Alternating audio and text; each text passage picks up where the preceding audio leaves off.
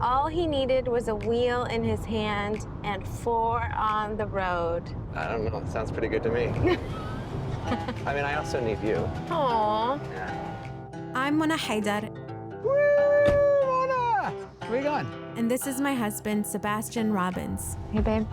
Hey, here we come. We're on the road for 3 weeks, Yeah, you think Route 66, you think Heartland. taking time out of our busy lives as parents, educators, We're taking back the narrative. and managing my music career Bonjour, Mona Haydar. to follow the Muslim thread woven through the fabric of our country. Muslims have always been part of America since the colonial era. And we're reconnecting with each other along the way. What a miracle it was to meet you and to start our life together.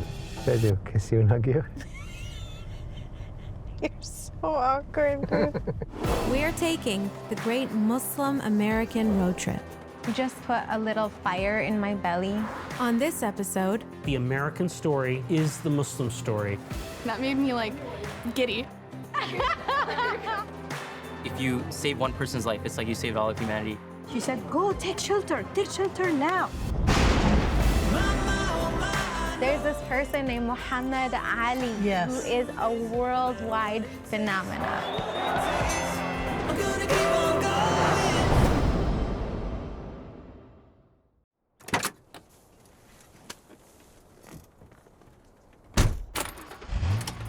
Day one. Day one of our trip. I didn't even know Route 66 started in Chicago. Did you? No. What are you looking forward to? To go back to Lama, where we met.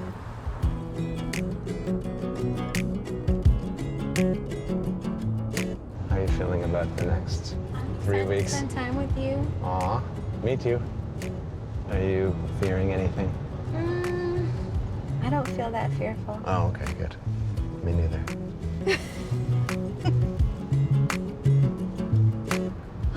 Students, ladies and gentlemen.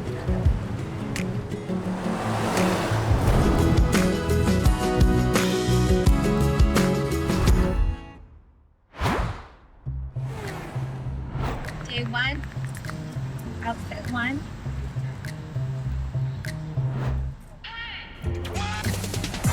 So today we're kicking off our trip by exploring the jewel of the Midwest. And that's where Route 66 technically begins. There's Chicago. Dang, big city. What is it, Gotham City? Gotham City's New York. I thought Gotham was supposed to be Chicago. No, Batman. I know. Gotham, I New thought York it was City. supposed to be Chicago. Hey, dude, I don't know anything about comics, and I know that. Chicago What is is Gotham City supposed to be? not even worth asking. Okay, fine. New Jersey! I still think I'm right.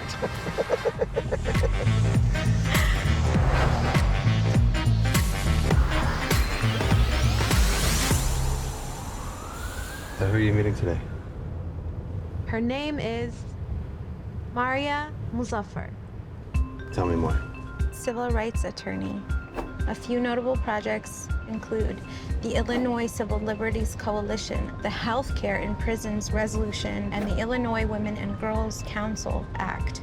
She also drove efforts to pass the Food Desert Resolution. Dang, dude, this is like all the things we care about. Yeah.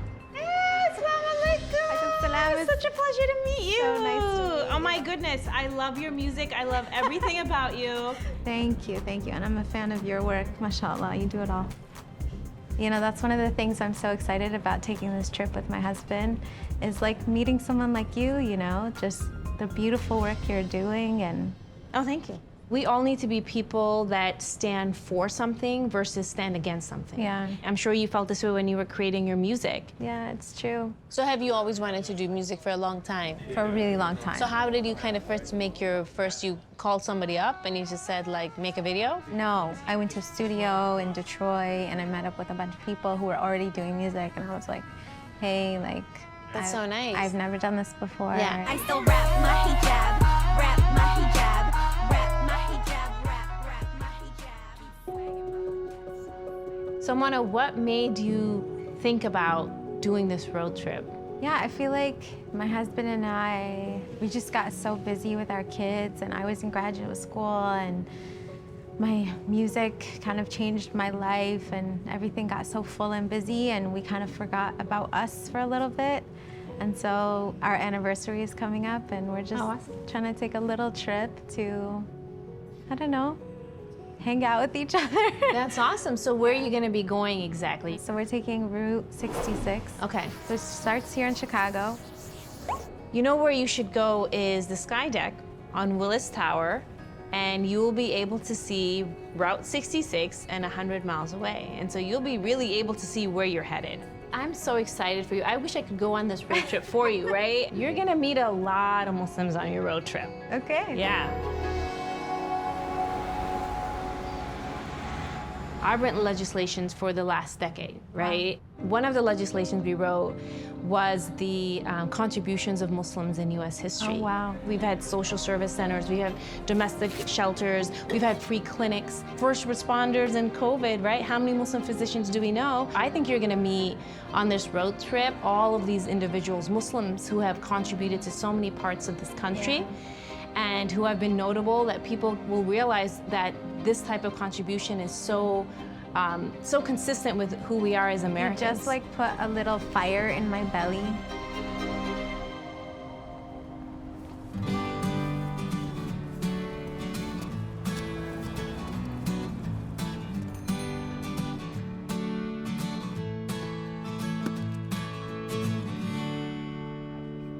In Illinois, really exciting, what we did was create a commemorative holiday for Muhammad Ali Day. Wow. I mean, I'm super, super, super excited because we are going to meet somebody connected to that legislation, and that is Maryam Ali, who is Muhammad Ali's daughter. Ah! Yes. Oh my God! Meeting you. Nice meeting you. I'm such a fan. Oh my goodness, it's such an honor to meet you. Yes. I was just telling Mona that in Illinois we have Muhammad Ali Day now as a commemorative holiday. Now, what is the actual day? January 17th. Oh, his birthday. Yes. Oh, that's wonderful. Exactly. Perfect. Yes. My mom just told me this story. In 1967, she was a young girl in Damascus, Syria, and there was a Muhammad Ali fight. And she had a TV, and so all of these people then came to their house to watch the fight. This fight because it was Muhammad Ali.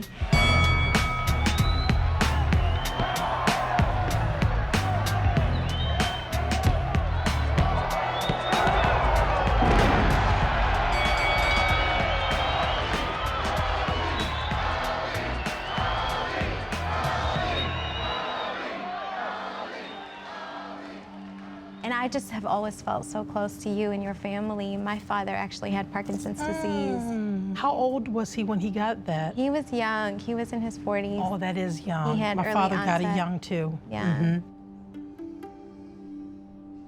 I know what that is. Yes, You know, to like slowly watch someone you love, someone so strong, so beautiful, slowly fade, you know. So I was just felt. Yeah, it's rough, you know.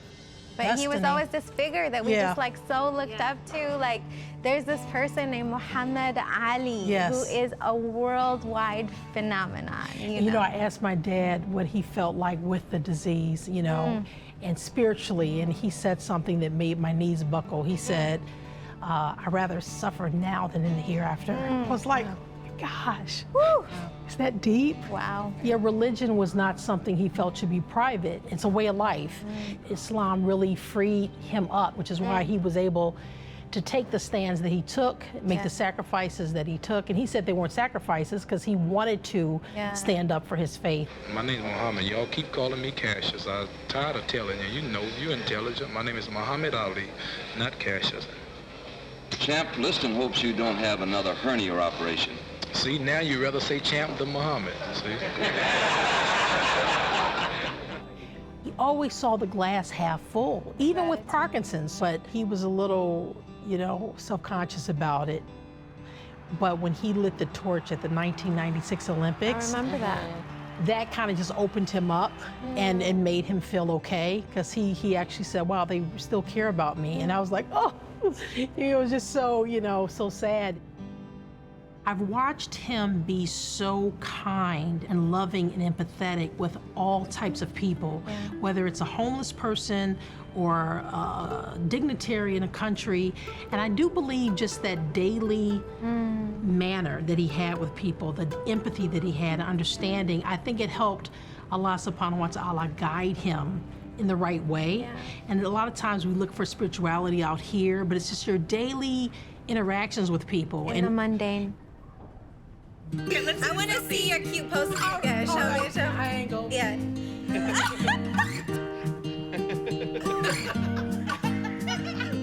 I like this one. I'm done.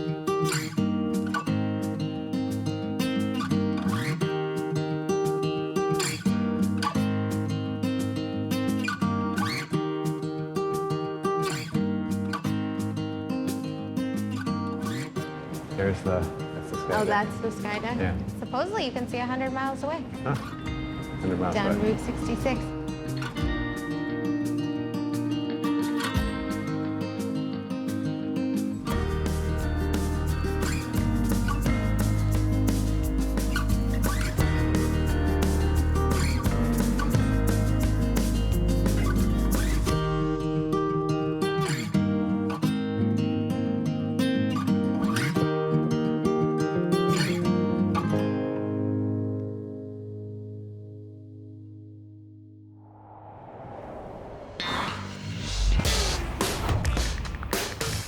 Illinois is home to about 300 miles of the Mother Road. We'll see how much of that we can cover today. So I swapped out your coffee that you got. I got you a cold one. Aww. That's so sweet. Thanks, David. Oh, you're welcome. I was also hoping you'd share it with me. I see.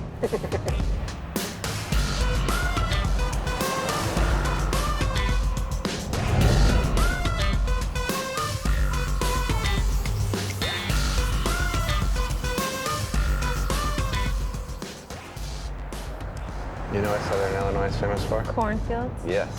My grandfather actually had a farm in rural Illinois near the town of, did I tell you? Mohammed. Wow. Mohammed, Illinois.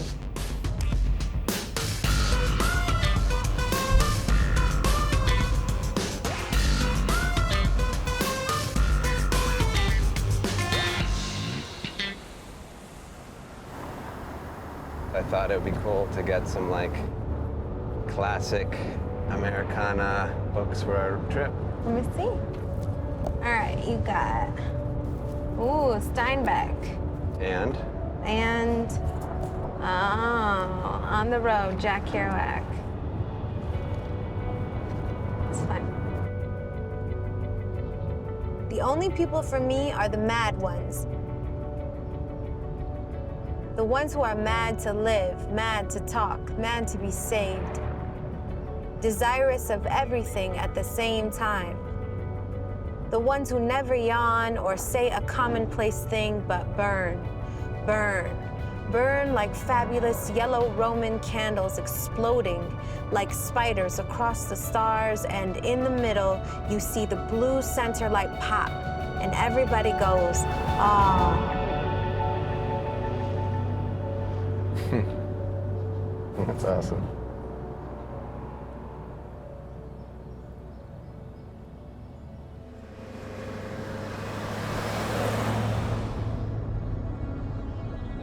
It looks like there's a mosque in Springfield. Really? Yeah, we might be able to get there in time for prayer. Okay, let's try it.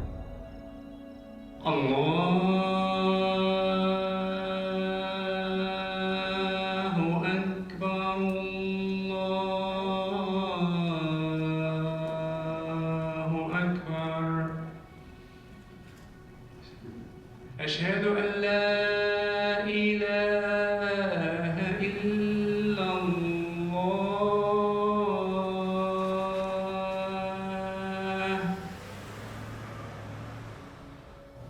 حي على الصلاة حي على الفلاح قد قامت الصلاة قد قامت الصلاة الله أكبر الله أكبر لا إله إلا الله. So please spread out just a little bit. Allahu Akbar. Alhamdulillahi Rabbil Alameen. الرحمن الرحيم مالك يوم الدين إياك نعبد وإياك نستعين اهدنا الصراط المستقيم صراط الذين أنعمت عليهم غير المغضوب عليهم ولا الضالين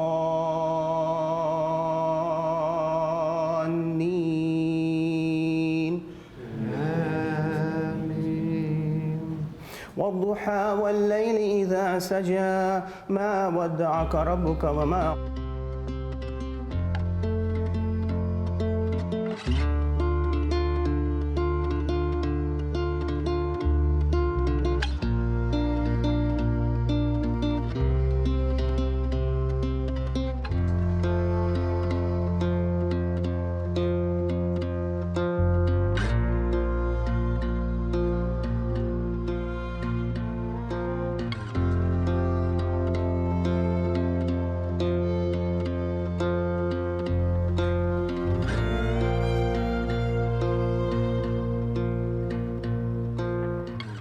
السلام عليكم ورحمة الله.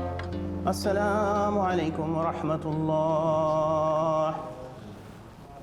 That's Dr. Siddiqui, Bakir Siddiqui, Professor of Economics. So please. Yeah, please. thank you. Remind me of your name? Juan. Juan, yeah.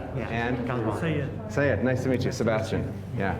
My name is Corey. Corey, nice to meet you. And your name? Valerie. Valerie. I joined the University of Illinois at Springfield in 1987. So it's been 34 years in Springfield. My children, all of them grew up here. When I came to America, what was interesting is to meet so many different Muslims from different countries with different cultural backgrounds, with their own diversity. I know. And where are you originally from? Bangladesh. I'm in the Army Reserve, in the Corps of Engineers. I was deployed 2 times in Iraq and 2 times in Kuwait. Wow. Springfield has something like 25 plus ethnicities, Muslim ethnicities. And that's how many different kind of people pray in this mosque. I'm Pakistani by birth. I grew up here. I was 5 years old when my family came. Okay. But I was in the Navy, 15 years active duty. 1 tour on a ship to the Middle East, 1 tour in Afghanistan. Did the Taliban target you in any way? I was second in command of a reconstruction team. I went out and about, and they don't want educated Muslims meeting people. So as a Muslim, I was on a target list. I woke up every day and I didn't know if I'd be alive the next day. And I was actually told by one of our interpreters, look, Dr. Siddiqui, you should not go out on patrol anymore. And I said, I have to go out. We all have to. I was in Albuquerque one time and it was really funny. Sebastian and I were walking down the street and this guy pulled over his car and started yelling at me out of the car. I'm in hijab, of course. He's saying some crazy stuff. And he says something like, do you accept Jesus? You know, like, do you accept Jesus? You know, he was really like aggravated and upset. And I said, and Mary too. And he did the sign of the cross and he said, I'm so sorry, sister. And I think at that point he thought I was a nun. Because most people do not realize how that for us, Jesus has the same sense of respect as a prophet, as Christians do. The miracles of the walking on water, the leprosy, the curing the blind.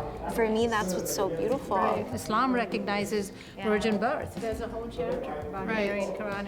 And in the Quran, literally Jesus is referred to as Jesus, son of Mary. Like, the woman in this conversation is so important that she has to be a part of Jesus' name. When you start learning more, you realize, oh, she was somebody really special. She had a purpose herself. You know, I'll tell you, my daughter's name is Mariam. Mine too. I really.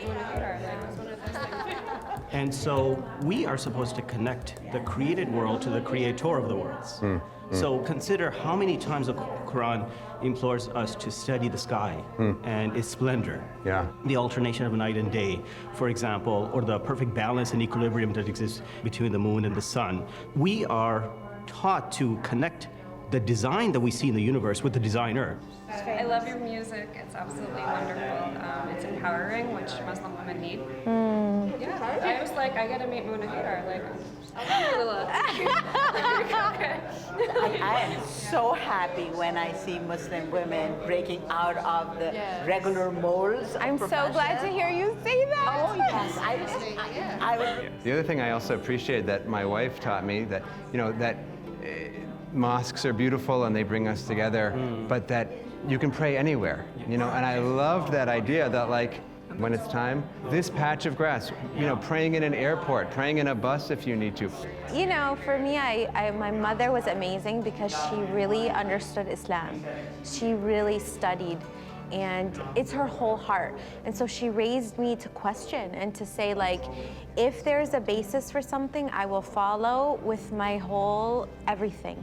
And if there's not, then, we can do what we like.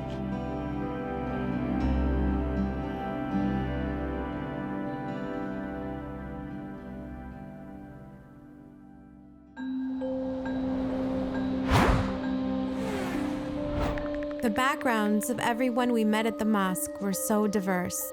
But early in our country's history, American Muslims were almost all enslaved Africans.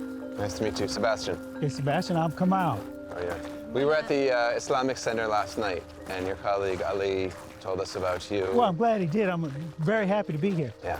I teach African American history, among other things, and it's a great experience. And of course, it's kind of relevant to this because so many people who were brought from Africa were Muslims. I love this new language that I just recently learned about, of talking about folks who were enslaved as enslaved and not slavery as this, like, nebulous passive thing. So. Right, well, slave is not an identity. Right. It's something that happened to them. Right. Would it be fair to say the first Muslims in America were enslaved Africans who came here in the early 17th century? Probably so, and it may have even actually been earlier than the 17th century. Okay.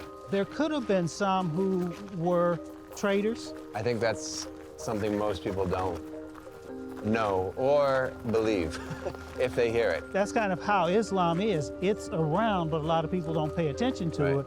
Right. Or when they do, they attach something negative to it. Right, right. One of my teachers said this beautiful thing, that these people came over and they weren't permitted to practice their true religion. And that a lot of black folks became Muslim, for instance, in the 60s and 70s. And he said that is an articulation of those ancestors' prayers. That that their children be able to be free someday to practice their ancestral religion. Yes, and when you say ancestral religion, it existed for centuries there in West Africa, in Central and Saharan Africa. Hey, thank you so much for your time and expertise. It's a pleasure. I was happy to do it. It was a pleasure to meet both of you.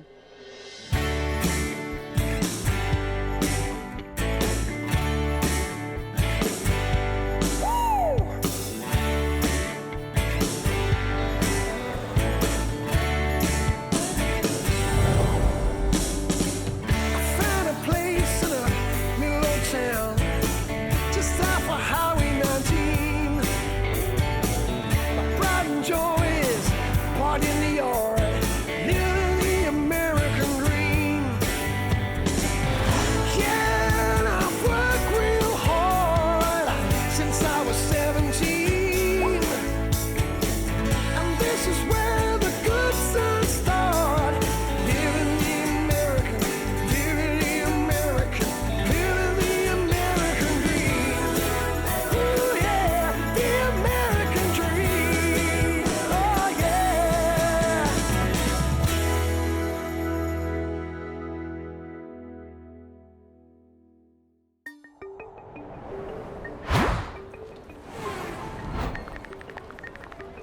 We are so excited for our personalized tour through St. Louis's 150 years of Muslim history.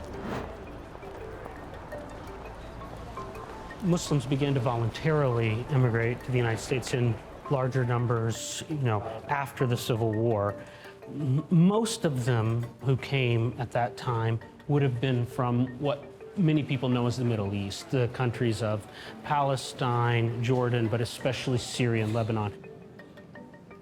The majority of Syrians who came were actually Christian, but there were a number of Muslims. And then there were also Muslims coming from Bengal, from Central Asia, Afghanistan, right, from Turkey itself, from Bosnia, from the southeastern Europe. And so what was the motivation? What was the driving force that drove this immigration? They came for the reason why millions of immigrants came after the Civil War up until World War I. That was mostly for economic opportunity. There was push and there was pull. In most of the places from which they came, there was some kind of economic displacement. There just weren't enough jobs. And the United States was in need of cheap labor. So in one sense, what happened then is still happening today, right? There's push and pull. People are displaced for one reason or another. People sometimes become refugees and they need a place to land. For example, in the 1990s, thousands of Bosnian refugees came to St. Louis, looking for refuge, looking for a place to establish a community and raise their kids in relative safety and with some degree of economic opportunity. But if we want to know when Muslims first came to St. Louis, the largest population of Muslims before World War II probably came to the 1904 St. Louis World's Fair to work here.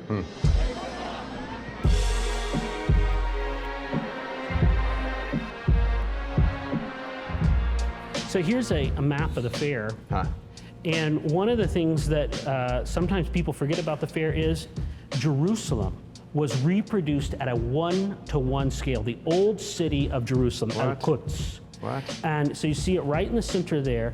The Mosque of Omar, the Dome of the Rock, it was 1-to-1 scale. And they had the Church of the Holy Sepulchre and the Kotel or the Wailing Wall. It was all right there. And then you look, Morocco's right next door. My relatives came because of that, because of these fairs, right? And maybe a long-lost relative of yours came, some long-lost cousin. Yeah. But I want to show you where actually most of the Muslims from the fair came from. Okay. For the 1904 World's Fair, the organizers imported 1,100 people from Philippines. It's the largest single foreign population. And among their number were hundreds of people from southern Philippines, or the island of Mindanao. And this is where Muslims live. These were called Moros, or Moors, Muslims. They were wildly popular in the fair. They called the Moros semi-civilized. They displayed savages like pygmies at the fair. And then they contrasted them with all of the white culture, which was seen as civilized and industrial and modern. But the Moros and the Muslims in general stood right in between. They were right in the middle. They were They got an upgrade. Civilized. Right. I don't know if you know, but I have a song called Barbarian about that exact topic. So that's a very sore spot for me. If they're civilized, I'd rather stay savage.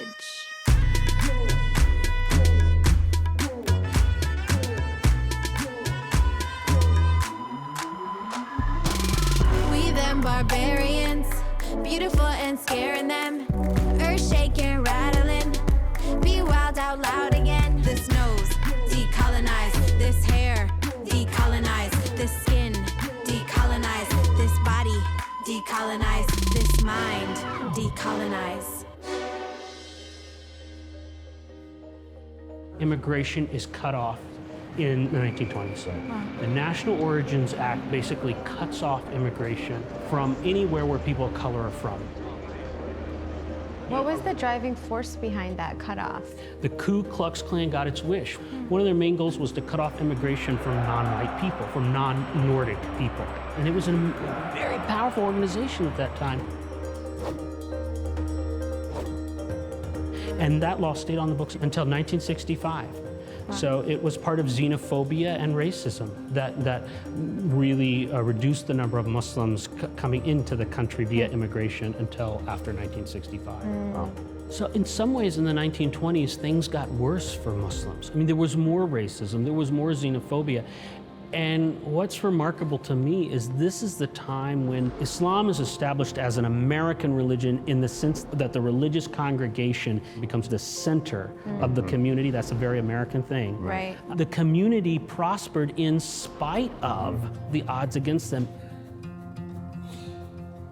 These immigrants almost always brought their food. I mean, they deeply enriched the culinary culture of the United States. That woman is holding an ice cream cone. That's what the brother of my great-great-grandfather was supposed to have invented here. The inventor of the ice cream cone? Well, that's the story I grew up with. I grew up knowing that a Syrian person in America invented the ice cream You did? cone. So I knew that story growing up. But I didn't, well, I'm meeting you and it's your family. That's hilarious. Whether it was my relatives or your relatives, you know, or the Bosnians who came here in the 1990s, they established restaurants and they enriched our food culture. All I want now is some pistachio ice cream. I was like, can we go get some right now? Totally. Well, I am actually hungry, so what's a good restaurant? All right, so after that history lesson with Dr. Curtis, he's taking us on a field trip to an amazing Bosnian restaurant. Bosnians are a big part of today's vibrant Muslim community in St. Louis. You want some of that? Yes, yes. That looks really good. Yes. I like that. Mm-hmm. I'm really glad that we could see that exhibit together.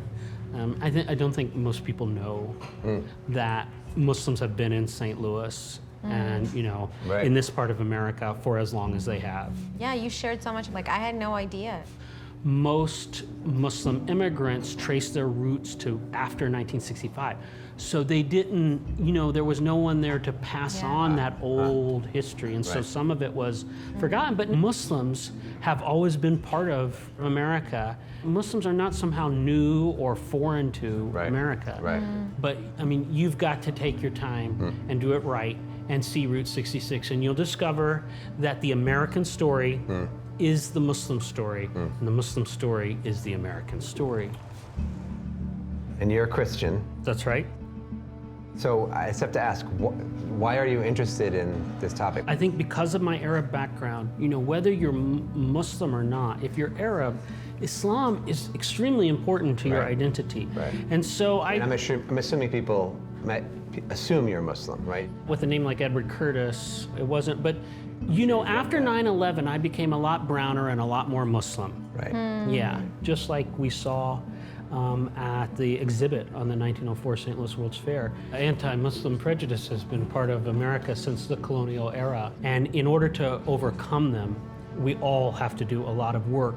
And in my view, that work shouldn't have to be mostly on Muslim shoulders. It should be on people like my shoulders who don't say I'm Muslim, even if I'm often mistaken for a Muslim. I mean, in America, race and religion have always been tied. Yeah. So, I mean, obviously you didn't grow up Arab or Muslim, right? I did not. So, okay, but you are Muslim now. Yeah. I am. So, how did that happen? My dad is Jewish and my mom is Christian. And, you know, I didn't, for various reasons, like find a home in either of those religions. You know, I've always been kind of a seeker and kind of looking for God in various places. I was living in this intentional community in New Mexico, which is an ecumenical, lay-led, spiritual community. And this woman showed up, probably the first person to show up in hijab at this community in 40 years or so, and it was Mona. Yeah, I mean, I had just experienced a personal tragedy, and that sent me on my own sort of journey up the mountain to New Mexico, and I was definitely not interested in meeting a man or getting married or anything. And when I met Sebastian, he just became a dear friend. You know, she was not looking to have me become Muslim. And I wasn't looking to have her teach me, but just by virtue of our friendship, it was like the door opened. I think it was the way you practiced, the way you prayed, and the way you held your faith, like, beautifully, but it was sort of this invitation, and our life started unfolding, and my spiritual life started unfolding, and I sort of felt like I was being carried down this river, and it's just energizing and it's beautiful. The community shuts down for the winter, and we sort of focus on personal development, you know, as a community and also as individuals. And so I invited a sheikh up, and he did a sweet little intensive for the community. Very jolly, kind of goofy guy. The community really learned a little bit about Islam. The next day was going to be his last day. So I woke up, and the first words that came to my lips when I woke up in the morning was, "It's time." I just had this, again, it came to me, "It's time."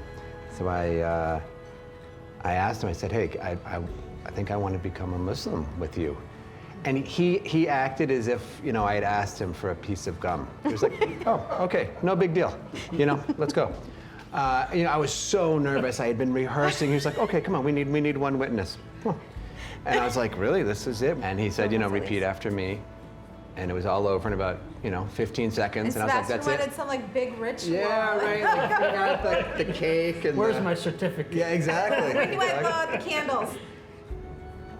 A few weeks later, Mona said, "Why don't you come and visit my parents?" You know? And I was like, I don't think I'm not ready for that. But I did, and I flew to Michigan, And by that point, you had already kind of spoken your wish for us to get closer. Right. And I met her parents, and both her mom and I are teachers, so we really connected on that level. And the father? he's such a big, kind of quiet, he had this very, very, very deep voice, you know, and he was always kind of intimidating because he was like the you know, dark, quiet type, and he was a little moody and broody. He always gave guys a little bit of a hard time, you know, just to like see what they're like under pressure. But I was very nervous. Sebastian and my dad were sitting on the couch. And somehow we just chit-chatted, and the moment came, and the moment No, went. what did my dad say to you? He said, A+ personality. Which is still the best compliment I've ever gotten in my life. I knew things were gonna be okay. I mean, I'm just gonna like wear that around my neck till I die. And you know, right after that, we got married, and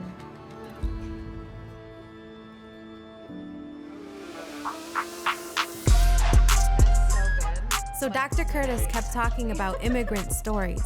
And it's funny because right after he left, one of those immigrant stories walked right up to us and introduced herself. Hi, how are you? Good, how are you doing? Good, I'm Sonata Gerbig, and you are? Mona. Mona? Sebastian. It's nice to meet you. So Thank you so much for coming today. This is your place? This is my restaurant, Oh my Gerbig gosh. Restaurant. We Yes. had the best meal Oh my ever. gosh. Good, Thank I'm you so glad to hear that. So amazing. Good. How long have you guys been here? We have actually been here for 20 years almost. Wow. Yeah. Do you want to sit? Yeah, I'd love to. Please. So in 1998 is when we bought the restaurant. It was already a restaurant? It wasn't a restaurant, so it was this old abandoned building. It looked like a haunted house. There was hardly any floors. The ceilings were collapsing. Wow. There was no electricity, no plumbing, just a square brick wall. So how did you guys get it to this point? I mean, at that time, there was a lot of refugees coming over from Bosnia, and my parents were very involved in helping out the refugees, helping them get jobs and housing. So a lot of the men from Bosnia, they had backgrounds in construction and bricklaying, all of that stuff. So he decided that that would be a great opportunity to help them get started. Since my parents came to America so early, they were already very well established. So when the war started, they decided to make sure that they wanted to be like, almost like first responders to the community. At our house, there was 50 people at any given time, any day, just everywhere. I remember as kids, we would drive to the airport and see if there was any families that needed help, and we would just put them in the car. They just come to our house and you just help them. Tens of thousands of people have already abandoned their homes, terrorized by fighting around them or the fear that it would spread. Here she is. This is Mama Gerbic. Oh, nice to meet you. I'm Ermina. And here is my dad. There he is. Hello.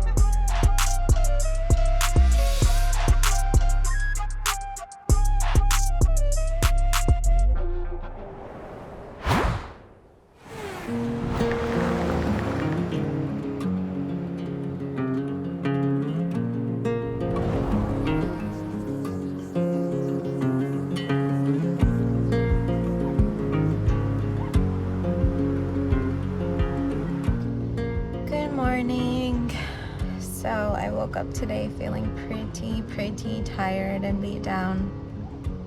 We've been on the road for just a week now, and you know, my autoimmune stuff is just kicking my butt a little bit right now.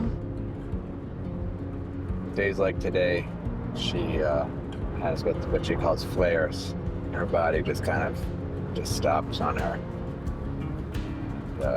Everything hurts. She's proud, you know, so it's hard to know how to navigate that. But it's gonna be a good day. I could just feel it.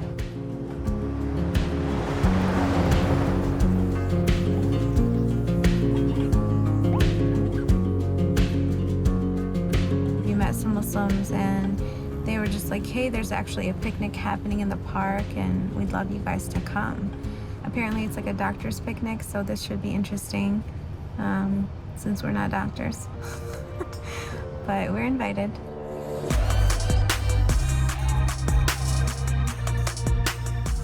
I'm a cardiologist in this area. I've been here about 20 years, and I was only supposed to be here for a year. Supposed to be. 20 years later, we're still here. I have a private practice, internal medicine. Okay. And we have staff somewhere 16 to 20. I'm a doctor, but I'm kind of early retired doctor. You know, like I sacrificed being a physician for being a mom and a teacher. My husband, by the way, is a pulmonologist, a critical care doctor. Pulmonologist? He is, you know, like a frontliner. That's why he's not here today. Okay. Because he's taking care of the people in the hospital. Wow.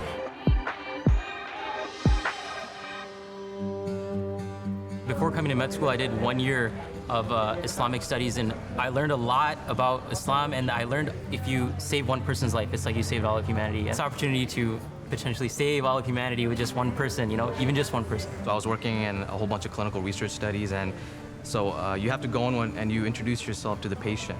So my first name was Muhammad. One of the patients just started asking me about the faith, about Islam. And I remember her at the end of that interaction, she just said, this is what we see on TV or here on the radio versus now I'm actually speaking to you in person. And she just said, God bless you, because the way that you approached me as a patient, and she asked me what was your inspiration. I just said, you know, this is just the upbringing of my parents. Like you're not just a patient, you're a human being. You know, having that appreciation from a patient's perspective also, it's a very big motivating factor.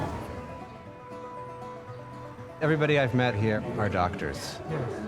What's More than 90% of the community. more than 90%? Come on. Yes. More than 90% are doctors. What's the secret? I think the doctors who come to United States need to serve an underdeveloped community, and that way they are able to get their immigration. And so that attracts them, but the community keeps them. I'm a hematologist, oncologist. You're a nephrologist, doctor. MashaAllah. My daughter is a cardiothoracic surgeon, so everybody is in medical field, basically. Wow, Yeah. wow. Last year, when they gave us our white coats, they wanted us to think about what the white coat meant to us. And I was remembering the Prophet and his advice, which goes along the lines of, if you sit with the sick, you will find Allah with the sick. I thought that was beautiful. That's who I want to be.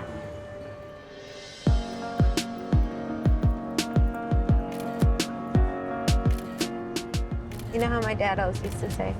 What? Nice food, nice people. With a thumb?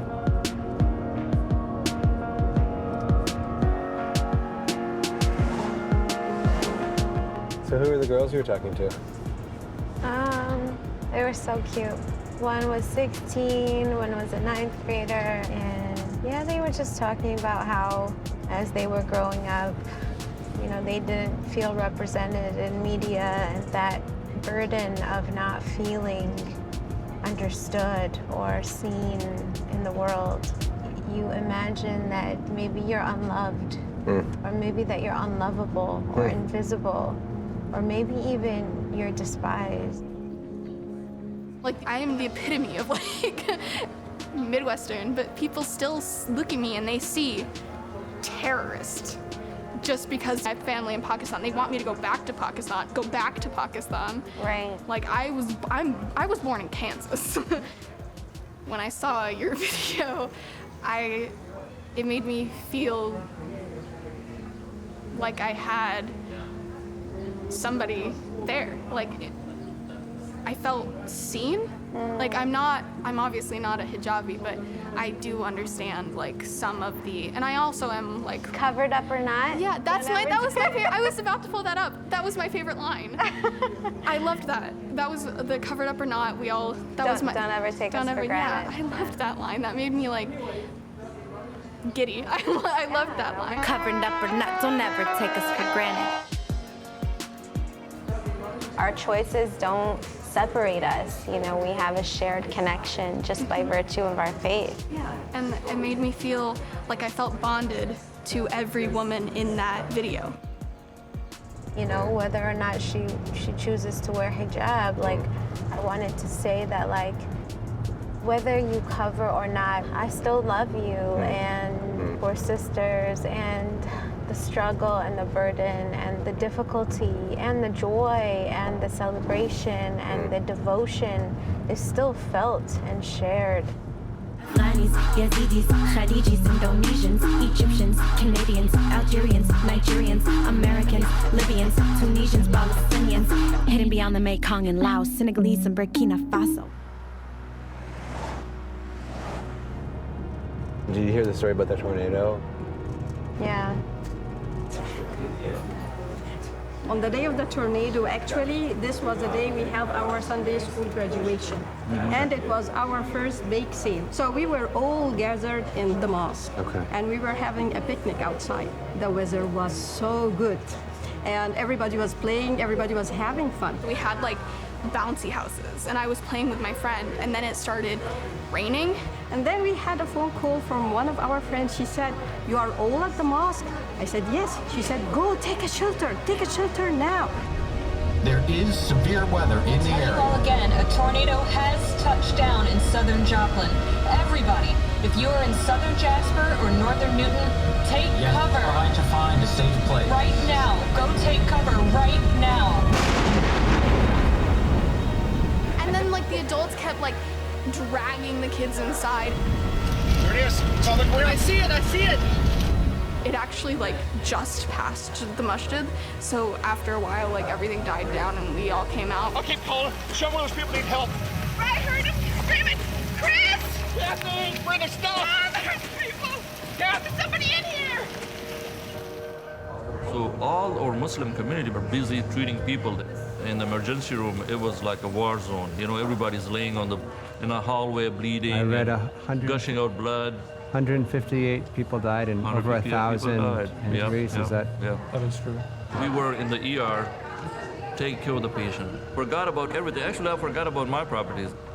You know, like 15 families were affected by that tornado from our community. Yeah. We're kind of like 22 families, so I'm saying 15, it's like everybody was affected. Right. I want to tell you something about the mosque. Please. So when this happened, everybody from the community donate food and donate clothes. So you were sort of like a distribution center. Yes, it's not just shelter. Muslim, it's for everybody.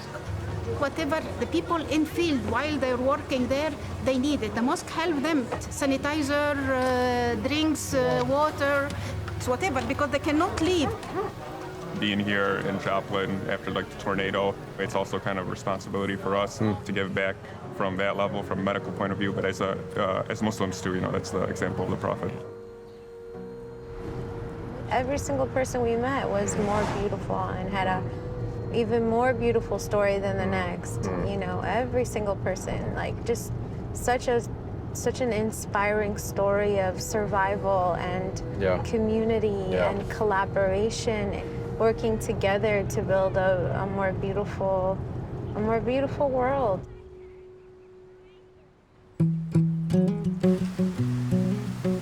How you doing today? Feeling a little better. Yeah? Yeah. It's a beautiful day. Good day to be alive. I think there's something about the uprootedness of traveling, of getting shaken up, getting out of your own comfort zone that feels like really refreshing.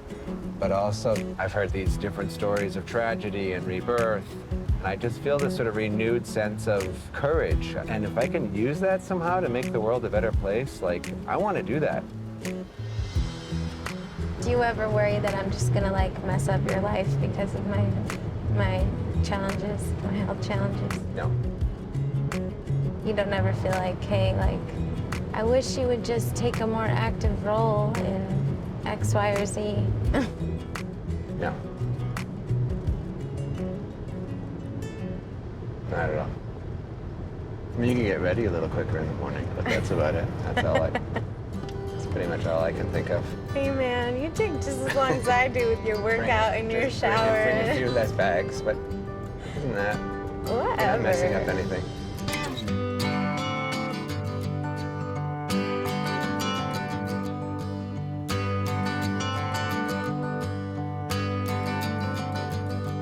Well, I left my happy home to see what I could find out.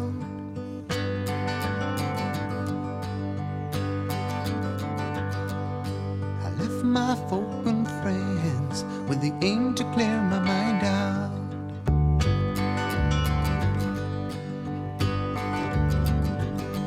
Well, I hit the rowdy road, and many kinds I've met there. Many stories told me how the way to get there. Ooh.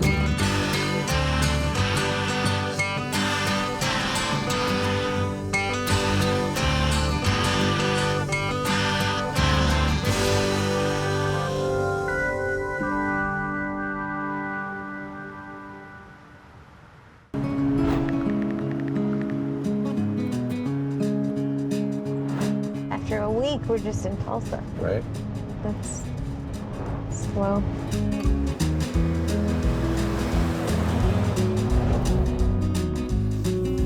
On the drive to Tulsa, I had time to think back to the conversations we had in Springfield and St. Louis about the Black Muslim experience.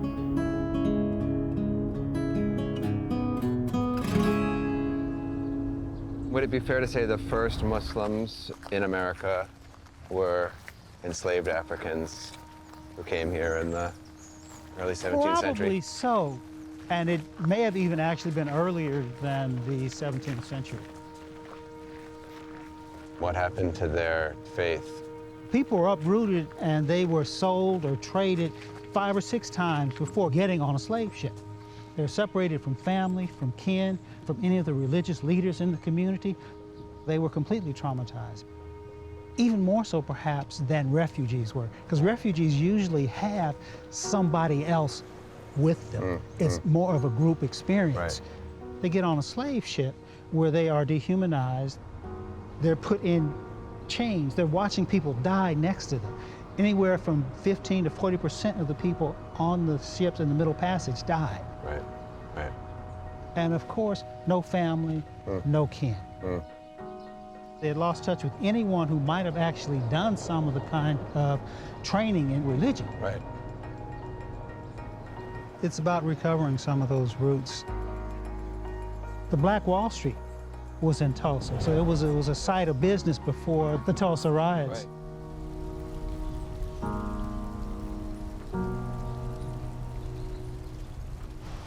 We are in Oklahoma at the Reconciliation Park. This is the location of where the Black Wall Street was, where the massacre happened. And it's been wonderful to have the opportunity to learn from people who live here, who are on the ground doing that beautiful work of healing. Black Wall Street was actually a phrase that was coined by Booker T. Washington, who believed that all you had to do was go to work every day, build a business, and you were to be accepted. You have the Greenwood District where you have folks that are barbers and doctors and lawyers, and they are business owners and beginning to build up things in an era of Jim Crow, which was basically designed to have an economic discourse for the black community that was negative. Black Wall Street is something that completely takes that and turns it on its head.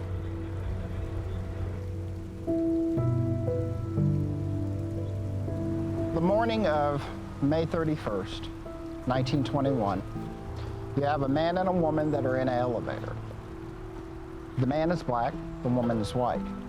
There's a scream, and he's arrested. Word begins spreading all over the city of Tulsa that this black man has accosted this white woman. And the stories begin to expand and get worse and worse as they're being told. This mob begins to gather black business owners, family men, just whoever was there, go down to the courthouse because they want to make sure that nothing's going to happen. And immediately, there's a conflict. A scuffle ensues, a shot rings out. Black residents retreat. The next morning, June 1st, white residents begin to come into the Greenwood area, and basically the massacre ensues. Oh, Lord!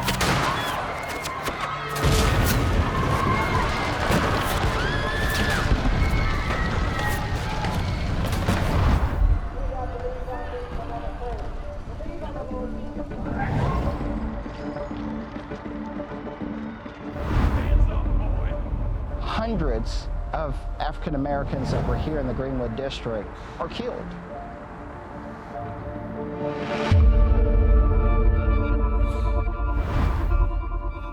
This isn't the first time this tragedy has surfaced on our trip.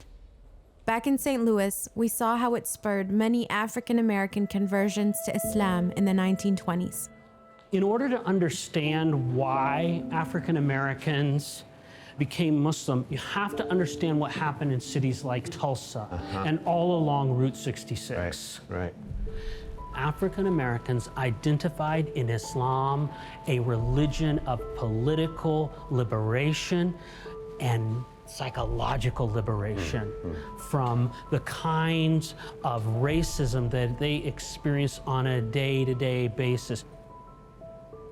Some people decide on giving up on this middle-class white notion of America. They decide to establish their own communities with their own strength. And Islam was one of the religious resources that black people used in the 1920s to begin to chart their own course. There was a pull to it as an ancient African religion because there were black people from Africa who were still practicing Islam. There were people who were leaders in the Islamic faith. And as we explored African history and started to recover a lot of African history, Islamic names came out, people who practiced Islam. Why do you insist on being called Muhammad Ali now? That's my original name. That's a black man name. Cassius Clay was my slave name. I'm no longer a slave.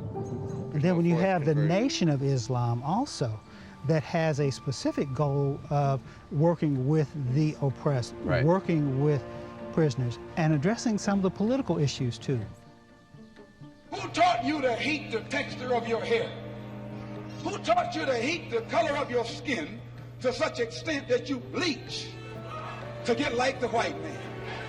Who taught you to hate the shape of your nose and the shape of your lips? Who taught you to hate yourself from the top of your head to the soles of your feet? Who taught you to hate your own kind? Who taught you to hate the race that you belong to? So much so that you don't want to be around each other. No, before you come asking Mr. Muhammad, does he teach hate? You should ask yourself, who taught you to hate being what God gave you? But we make a big mistake if we see it only as political, because black people converted to Islam not just for political reasons, but also for spiritual reasons. That's important. For some people, the Quran was a text that unlocked the secrets to understanding the nature of God. I believe that the Quran talks about you must first accept responsibility for the things that have happened. The obelisk that you see right there basically depicts the things that were taking place all the way up to the point of where we're hoping to be at is reconciliation. It doesn't seem like it now, and it's hard to go through, but in the end, we know that justice is going to prevail. So. There's too much suffering for us not to believe that. I think Alia is here. So. Before getting to Tulsa, we were introduced to Alia Shimi. She is the first Muslim executive director of an important Tulsa interfaith organization that is doing the hard work of reconciliation that CJ had talked about. And I just want to say how truly inspired I am by all the work you're doing here in Tulsa. Thank you. I really, truly appreciate it. I'm truly humbled. I can't do this work by myself. You know, we're a team, and we get to do this work together. I'd love to hear more about what you all are doing. I've heard little tidbits. So as you know, we have very dicey history in Tulsa with race relations. We still have very fragile relations in Tulsa.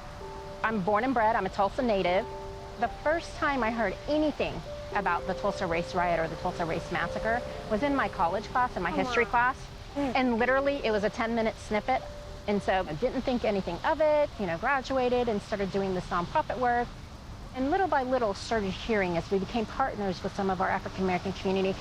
So, you know, we started trying to figure out what we can do to bring awareness. So because we are an interfaith organization, we thought of it from a faith perspective. So our pastors, our imams, our rabbis, they said, okay, we'll do 100 houses of worship at $1,000 a piece. We'll raise $100,000. And a portion of that money we want to give to our survivors, our 3 loan survivors that we have. And then the rest of that money we'll grant 0% loans to our Black entrepreneurs to revitalize Greenwood. So I think that what you're doing is very admirable. We talk about tenets of faith, right? What it is that makes me who I am, what is it that makes me believe what I believe. And I think that actions like that are just an example of that. I'm just so struck by the two of you that here you are, you're born in Oklahoma, you're a Muslim, and you focus your efforts on social justice for this Black community. Here you are, a born Christian who has chosen to learn something about the Islam. Faith without action is empty, and y'all are really living it and doing it. It's so beautiful. Absolutely.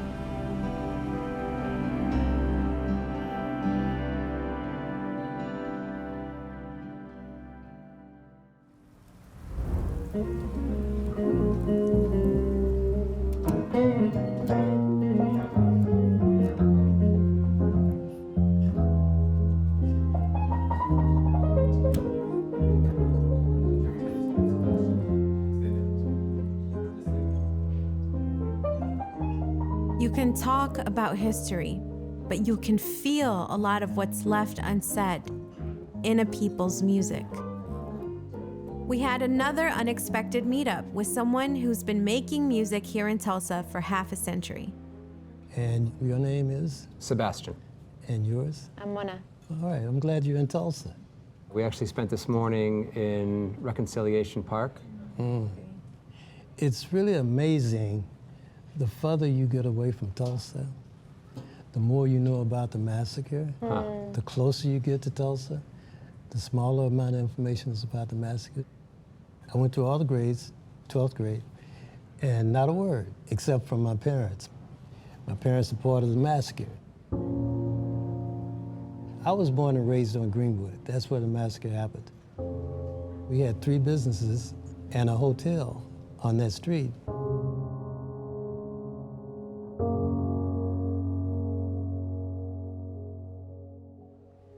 Music was a very big thing, a part of Greenwood.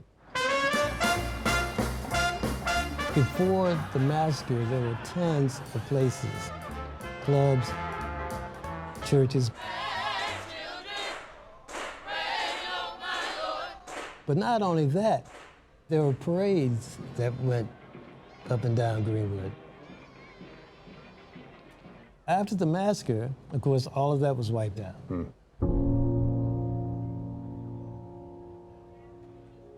There was nothing. People had to come back and rebuild.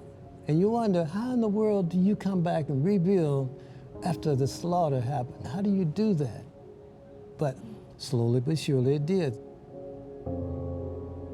Some say stronger than it was before. Yeah. Music always helps. Yes, if you're at dinner, music helps. If you're on the elevator and it smooths the ride, you know. Mona actually also is a musician, and she's a hip-hop artist. A hip-hop artist, a Yes, musician and a hip-hop artist. I wouldn't call myself a musician. I actually, growing up, I didn't study music. I don't know how to write or read music, but I always thought in terms of melodies and sounds, and I consider myself a lyricist. I'd like for you to go to the tribes, the Indian tribes, North American tribes, the African tribes, and say the same thing. They don't read music. Yes. They go by the feeling of what's going on and what someone did before, and then they implement that, they modify that, and they put it back out. I love that so much. That's amazing. Did you ever play with any Muslim artists? Oh, yeah. I've had a lot of Muslim musicians in my band. A lot of people think that, well, Muslims don't like music. Well, that's far from the truth. There are a lot of famous people who are also Muslims. Let me give you an example. Art Blakey. Art Blakey is a drummer.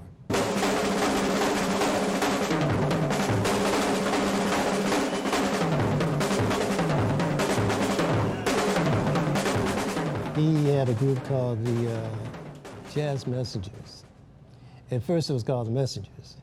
And what he wanted to do was to bring the culture of the Muslim world and influence it into his jazz music. He went to Africa to find some spirituality that he was looking for, to find something that you're needing. Sort of like a lot of people will go to church to find that gospel thing that you want to incorporate into your music. And so he went to Africa, the way it's told, and he didn't go there to learn how to play the drums. He was already a famous drummer. He went there to learn the culture, to learn the spirit, the spirituality. Right. What I'm trying to say is that in the jazz arena, which blues is a sister to jazz, and soul is a brother to jazz, and gospel is a mother of jazz. So when you incorporate gospel into jazz, there's something that happens. Something takes over the situation. And that's the same thing when you're dealing with, let's say, the Muslim community. So a lot of famous artists have mixed in with the Muslim influence, and that has made a big difference in music. And so when you incorporate that, as so many people have done, such as Yusuf Lateef.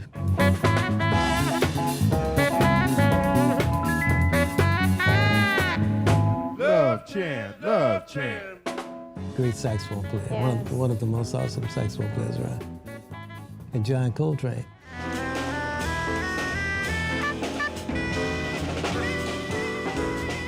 It takes you into another dimension. Yes. And I can name you other people, and the list is very long. When you incorporate that spirituality into your music, it's awesome. But tell me about you. Yeah, I mean, I grew up in Flint, Michigan, and, poetry, spoken word was a way for us to learn how to express ourselves in positive ways. And it really was beautiful Black women in the city of Flint who taught me how to use my voice as a tool, I would say, for liberation, for expression, and also to heal that otherness I felt about growing up, not Black, not white, just like somebody else right there having this American experience. Music in general has always been this thing that deeply profound in its healing and its remedy for my soul. It was super cool to hang out a little bit with Leon. He said, hip hop is made from struggle. He was like, I already knew that about you. I knew that if you did this and you got that far, that means that it came from struggle. Put me on a pedestal, wait and watch me fall. Nobody is perfect, we all have perfect flaws. I can lift you. I know the world seems crazy, I'll be down for you, baby, I'll be right here, right here. To have somebody like Leon look at me and say, yeah, if you're doing this, you've been through it. To feel seen in that way and to share that sort of camaraderie That was awesome. Let's get lifted. When the world falls down and there's no one else around, I'll be right here, you know, right here. If you let me, if you let me. So let's get lifted, lifted, lifted, lifted, lifted.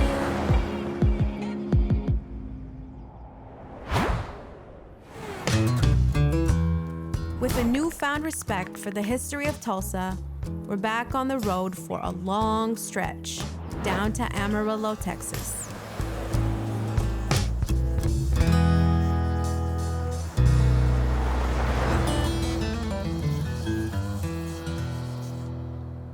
Amarillo. Are you there? No. Amarillo's 4 hours away. Long drive. This many. Long drive.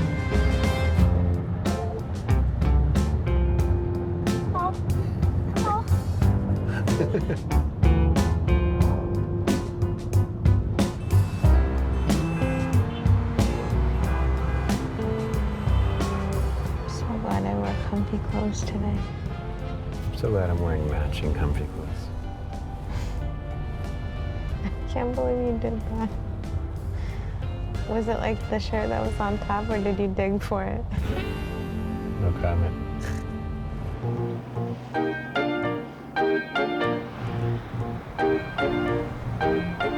Well, if you ever plan to motor We've got sunflowers. We've got windmills. take my way, it's the highway, that's the best.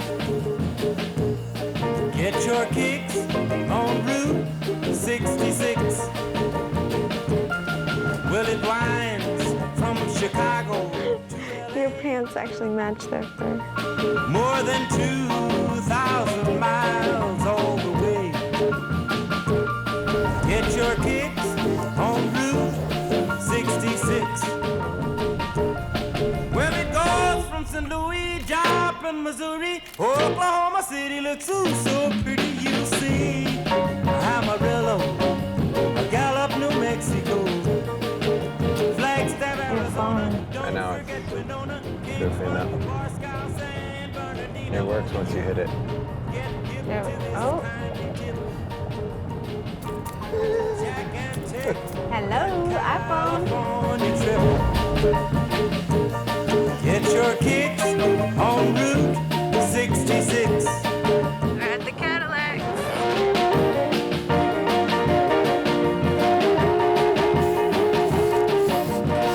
You went over mine?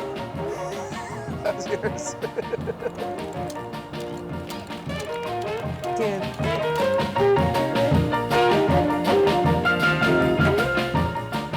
Here we are at the end of the day. Cadillac Ranch in Amarillo, Texas. Amarillo has a lot more going on than just cars sticking out of the ground. So here we are, Amarillo, Texas. There are Afghan communities arriving here, and there are beautiful people here at Catholic Charities helping these people resettle. I actually found out that there's a really large Burmese Muslim population here in Amarillo. There's refugees from Burma, Ethiopia, and Somalia, and so many other places, and you just wouldn't expect it coming to Amarillo, Texas. You're from? I'm Burmese. And you're Muslim, right? Muslim, yes. Alhamdulillah. Most Burmese Muslims are descended from like western part of Asia. And because of the military coup, ethnic cleansings, all of that, they flee from over there. We came to United States in 2007. We first lived in San Diego for a year, and it's a big city. They don't speak English, it's hard to find a job, and no transportations. So they moved to here in 2008, and then my dad worked in beef productions here. And he's been working there since then till now. After 2009, more and more refugees are coming. I work with Catholic Charities since 2019. I was a translator for like a couple months. Then later I got promoted to become a case manager. So what countries have people been coming from that you've worked with? We're expecting Afghans to come, about 25 cases, and each case has like 5 to 6 family members in them. And I'll be the first one they'll be meeting at the airport, you know. I'm excited for them to come, you know, because I've been in their shoes, so I know what it's like. I come to America with my wife. There was a war between Somalia and Ethiopia. And we got asylum to the United States. We flew from Africa direct to Amarillo. Wow. I started looking for a job, walked all over Amarillo. And I walked all the way out of the city where there was a truck stop. And I went in there and asked for a job. Wow. The guy said, yeah, I can give you a job. Then I applied for West Texas University, and I was accepted. And immediately we found out my wife was pregnant.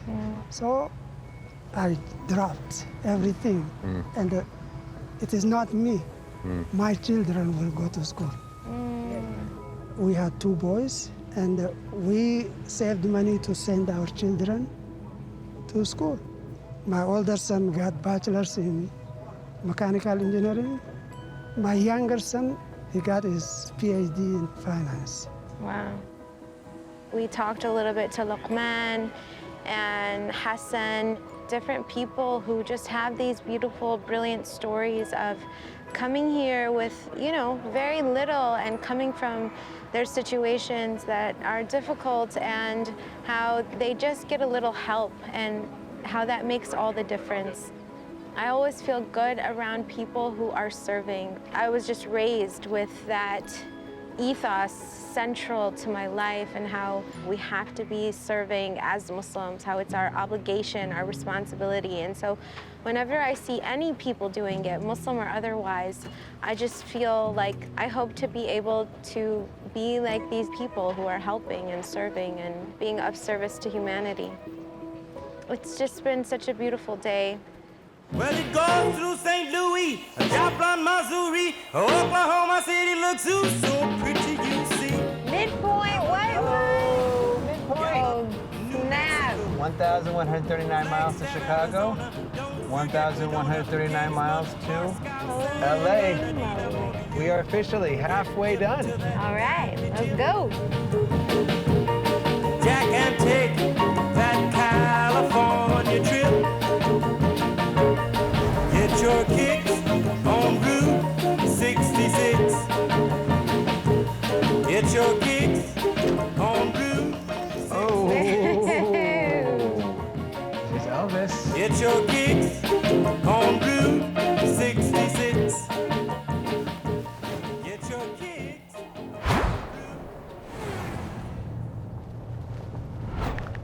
Santa Fe, here we come. Excited? Yeah.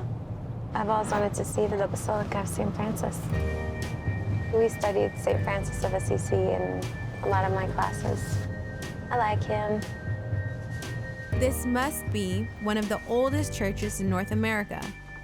It was first built in 1626, and it's home to a Spanish statue of the Virgin Mary that's even older, from the 1400s. Muslims don't make art of religious figures, but what many people don't know is that Mary is very important in Islam. So tell me a little bit about the trip you took. I was in Turkey during the Muslim holiday of Eid to see Mary's house. There were just hundreds and hundreds of people up there. I wondered how come all these Muslims would come on their holiday. And then I started to read more about how in the Quran, Mary is looked at as one of the purest women.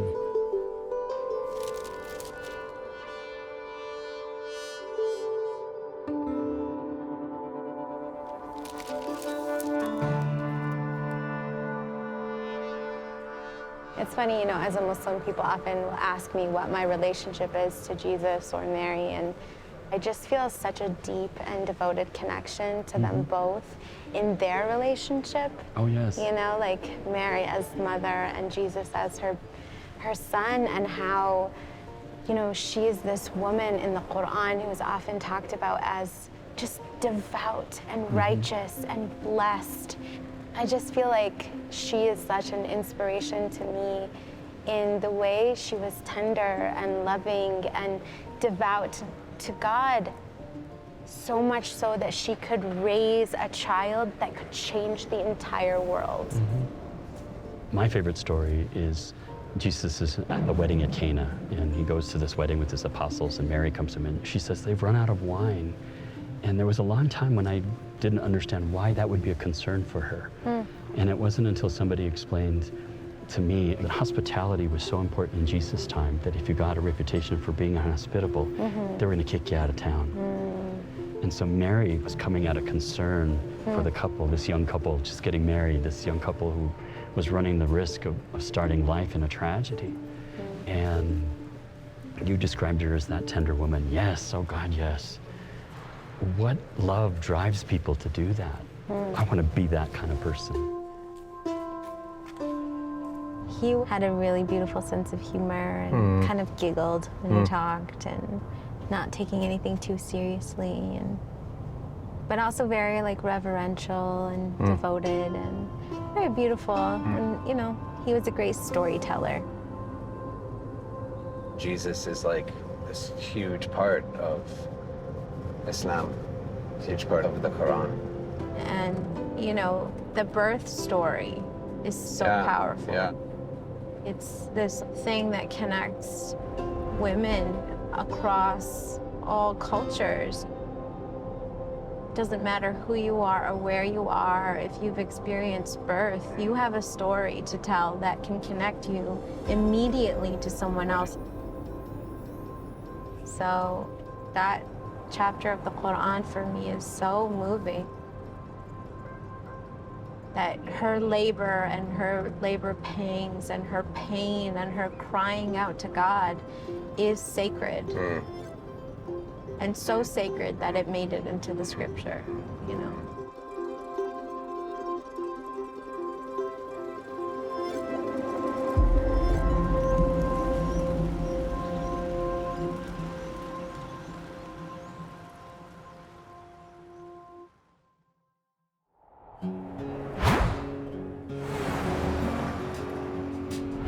Good morning from New Mexico.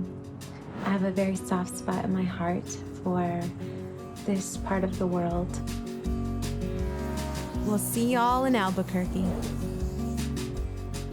Mona and Sebastian, thank you for coming to Albuquerque. Thanks for and stopping by our masjid.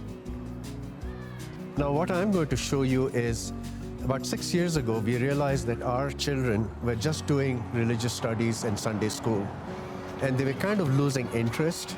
So to keep them engaged, we introduced a technology piece to it.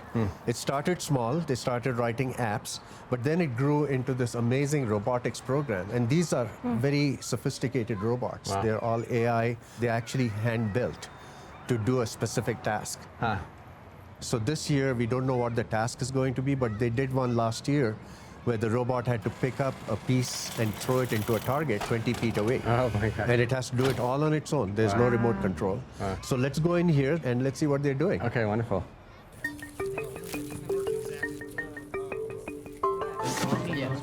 This will effectively completely hundreds of robot nuts and bolts. So now we don't have any of these batteries, battery chargers. Yeah, a lot of stuff. So hey guys, this is Mona and Sebastian. They're coming down from Chicago. They're traveling down Route 66 and they've stopped in Albuquerque to meet you all. Oh, that's awesome. Thanks for letting us visit. We know nothing about robotics. This much, zero. So what should we know? What are you guys doing? So our team started in about 2016, I believe. You guys have been a team since then? Yes. Yeah. We're known as the Marvels. So it's like a mix of engineering and coding? Yeah. Oh, wow. There's also like hard skills and technical software skills, but also like presenting skills and like how to talk to people and how to present your ideas to other people, and also about outreach and community service and volunteering and things like that. You all won an award last year? Yeah. Yes. Yeah. That was the year we made it into the World Championship, which is really exciting. That's amazing. Number 14571, the Marvel.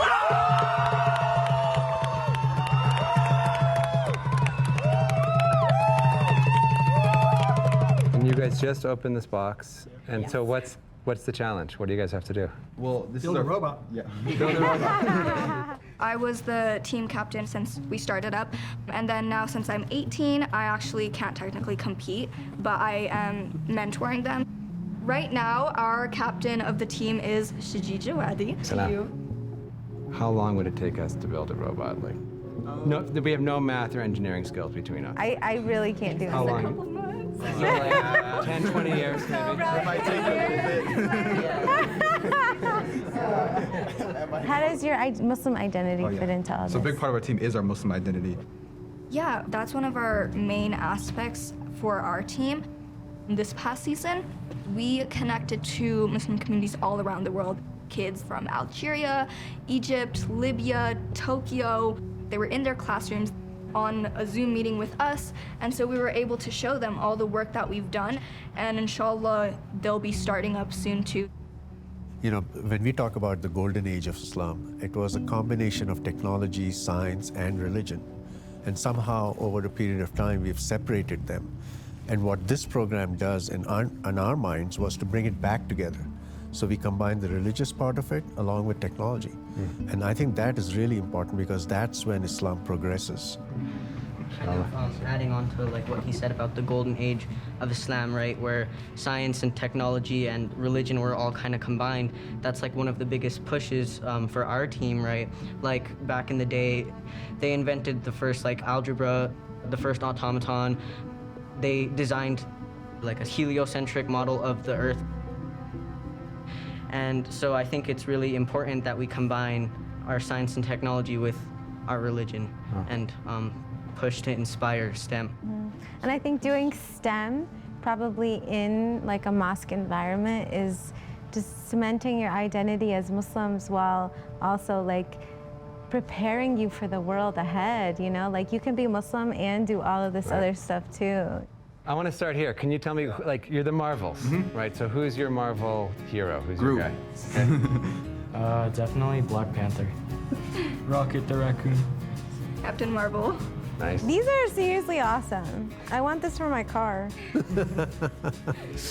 In the center of the robot, we'd also have like another pair of these so that when the center wheels would rotate because of the rollers, it could move side to side. That's dope, man. Muslims and interesting Muslim communities along the way. Yeah, so like in Chicago, Mona met Muhammad Ali's daughter, Maryam Ali, who was like this big-time activist and prison reformer.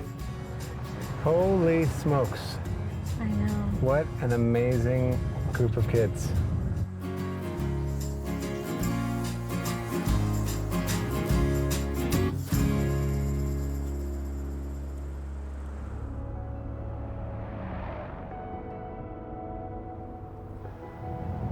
Can't stop thinking about those kids on the robotics team. Those kids were so inspiring. It just reminds me of what Randy was telling us in Chicago about Fazlur Khan. Fazlur Khan was a Bangladeshi American who was the design lead and structural engineer lead on the tower when it was built. That was a really big deal because this building from 1973 to 1998 was the world's tallest building. I think the most remarkable thing about Fazlur Khan was he didn't see his first high-rise or skyscraper until he was 21 years old. Wow. And he came out of the University of Illinois, and just a few years later, he came up with the concept of the building. Fazlur Rahman Khan initiated important structural systems for skyscrapers. Considered the father of tubular designs for high-rises, he has been called the Einstein of structural engineering. What? What do you want to do? I've kind of found a passion for building and engineering, so I want to get into that field and just like innovate the next generation of science and technology. My intended career path is psychotherapy. I'd like to work on things like helping with eyesight, with technology, maybe even extending to blind people. People have been making things like, you know, very small computers and stuff that can fix problems on your body. There might be a time when we actually introduce nanoparticles in your blood, which will then circulate in your body and diagnose what you have. Wow. Maybe one of these guys will do that.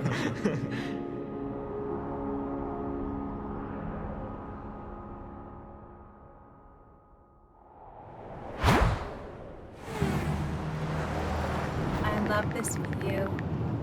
Blue skies, sagebrush, chamisa. I met Sebastian here. We had our first baby here. It's gonna be a beautiful sunset here on the mountain. You excited? Yeah. This drive always reminds me of my first trip up to Lama. Yeah. How many years? 8? 8. Yikes. Well, 9 since we met. When you first came to Lama, what did you expect? I mean, it's hard to remember now, like, what I expected. I wasn't happy with my life, and I needed a change. I was really struggling, and, you know, I remember feeling like I just want to go far away to a mountain somewhere. I had seen a little bit online about Lama Foundation, you know, and so I booked a ticket, and May 18th, the shuttle came and drove me up the mountain. I remember you getting off the bus, and I think I said hi first. I don't know. No, you didn't. You said, hey, do you want help with those bags? And of course I said, no, thank you. I mean, when I first saw you, I thought, that's too many bags. And Which is something you still say to me regularly. I've never been camping before. yeah, a lot of bags. And I was excited to meet you, but I don't remember having any, like, feelings. Sebastian. What? All right, You're Mona. not telling the truth. You always say in addition to that you knew right away that you were gonna marry me. All right, I will confess that there were some feelings.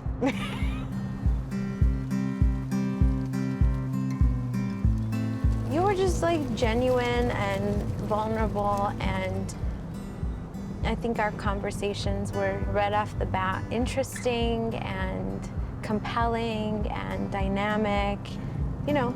I just had this instant feeling of familiarity with you and friendship and ease.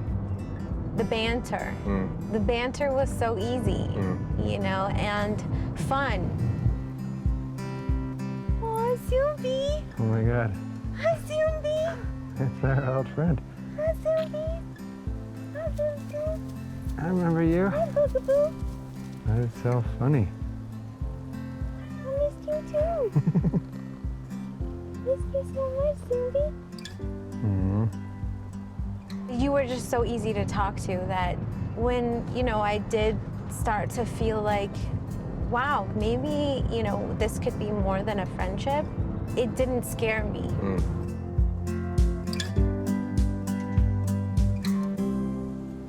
Happy anniversary. This is kind of where you asked me to marry you. So many memories. Why'd we leave again? I know, right?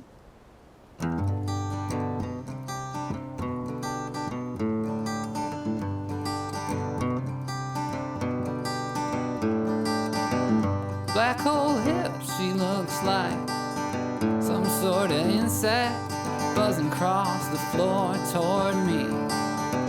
I can't think when she's looking at me. Those green eyes shining on me like floodlights way in the back of New York City. Something about her reminds me of the United States, sprawling across the West in all their glory.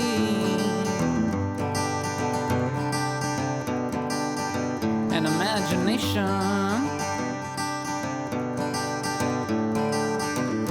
Some lady wrote America the Beautiful, sitting on top of Pikes Peak up there, looking way, way down, way, way down. And I hear a voice whispered in my ear saying, don't turn your back on love. No, don't turn your back on love, you idiot. You fool.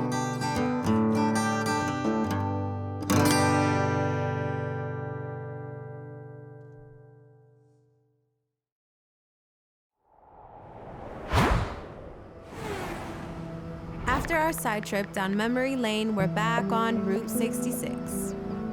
There's a huge mosque right off the road in Gallup, New Mexico. And now we're headed to the land of the Pueblo people. We don't usually associate Native American history with Muslims, but we learned differently earlier in our trip. You're going into the territory of Mustafa Zamuri, also known as Estevanico, Estevan the Moor, the person we generally recognize as the very first Muslim to set forth in North America. He is from North Africa. He was enslaved. He was brought by the Spanish as a scout, and he searched for gold. What? And he ended up interacting with Native Americans. He learned Native American languages. And where is this at? This is all in the American Southwest.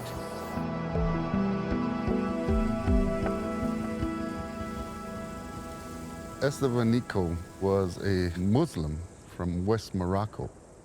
He was picked up by Spanish conquistadors and now traded off and sold as a slave. And basically he was bought and sold here and there. Finally, he's owned by the Spanish conquistador who embarked upon this expedition to Mexico to confirm Christopher Columbus's allegations of villages of gold in Mexico City. En route to Mexico City, their vessel capsized. The entire fleet perished and drowned, except for 4 individuals. One of them was Estevanico. They would be held for about 4 years as slaves to this indigenous tribe of Texas, but they would actually escape and begin a dire straits expedition on foot, no real weapons, no food. And now he's placed as a guide, he's a scout. On the way, they met Native American tribes and would learn the formalities of language. I personally called him the innovator of language because he knew a lot of languages. He would proclaim he was from a family of Moors. Now, as these 4 individuals came through what is New Mexico territory, our people told Estevanico that this is probably where you will find what you're looking for. Estevanico declared that the 7 cities of gold are here in Zuni, not in Mexico City, like Christopher Columbus had alleged. Estevanico is the one that almost created America. He comes in, he designates this to be uncharted territory, and then he confirms these allegations of villages of gold, literally opening those gateways for the rest of the world to now filter into what is now North America. This is amazing history that very few of us have heard about. One of the first people to come in was this enslaved African Muslim. So my question is, you've really been part of resurrecting his story and his memory. What's your motivation for doing that? Why is that work so important to you? My family originates from the very village that Estevanico came to. I knew a little bit about it when I was growing up because my grandparents told me, but as I really engaged in research and archaeology, I realized that, wait a minute, there is a legendary Muslim here and Zuni, and this is the very reason why I became an archaeologist. American history doesn't teach this in any curriculum whatsoever, and we should make him an American icon. And Zuni is about the only place where you can come and find what is the true American history. I am honored for you guys to come, and especially giving me this opportunity to bring out this history of what the United States doesn't even know, and how a Muslim man created all of this.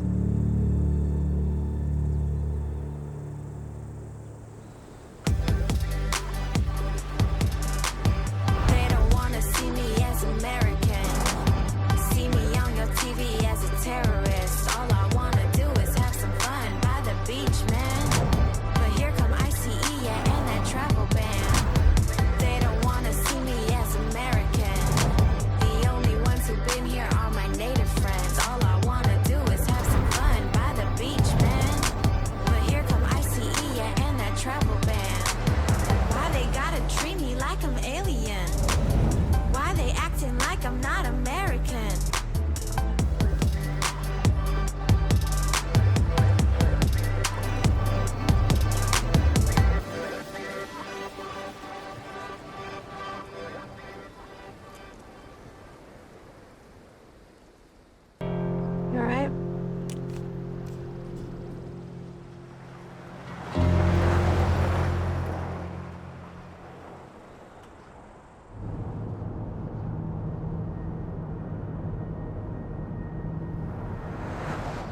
How are you doing today? I think I've said enough. You can do the things and say the things too, Sebastian. So go ahead, talk about your feelings. Okay, I feel good. You're such a liar. First of all, I just love this landscape. Those aren't feelings. Talk about your dream. About the 2 cows? No. About buying stuff? About me buying stuff. No. All right, well, this is sort of half philosophy and half personal. You can just say your dream. Just say your dream. Oh, no, I don't want to. I'm going to say something else first. Tell me your dream. I think traveling is this sort of revelatory experience. It reveals your insecurities, right, and your needs. I mean, I'm not exactly the minimalist that I want to be, but I'm definitely more of a minimalist than you. Dude, I am by no means a minimalist. I am a maximalist. I am the most, Mona. Yeah. And I think it kind of drives me bananas that you even know that about yourself and like almost celebrate that.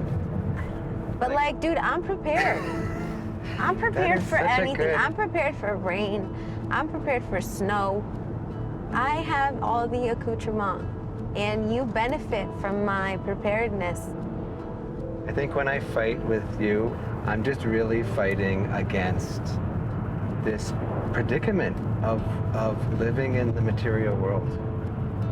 And I don't think you fight against that as much. You're trying to say that I'm not so enlightened or enlightened at all, that stuff that doesn't bother me. Of course it bothers me. I don't mean that you just bought in hook, line, and sinker and you don't care. Isn't it funny that the story and like the reality of me coming up to Mama was with so much stuff? Like that was your first impression of me, is that I had too much stuff. That is really And you're true. still harping on it. Right. I feel like you perceive that difference between us as like we have different values or something. Mm-hmm. You see it as something I need to overcome to be more like you. Uh-huh. Yeah.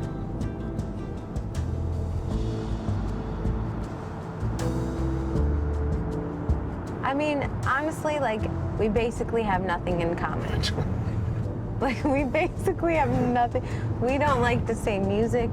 We don't like or eat the same foods.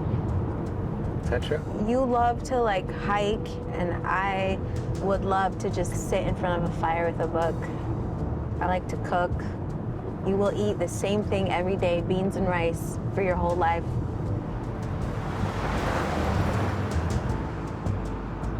Like, I'm driving a car right now, you know? That is a challenge to my sense of idealism, but it's also like how we get around right now, you know? Yeah. And to I like mean, live until in you buy a opposition. horse, Right. don't talk to me about my clothes. You haven't fully accepted me yet, after all these years.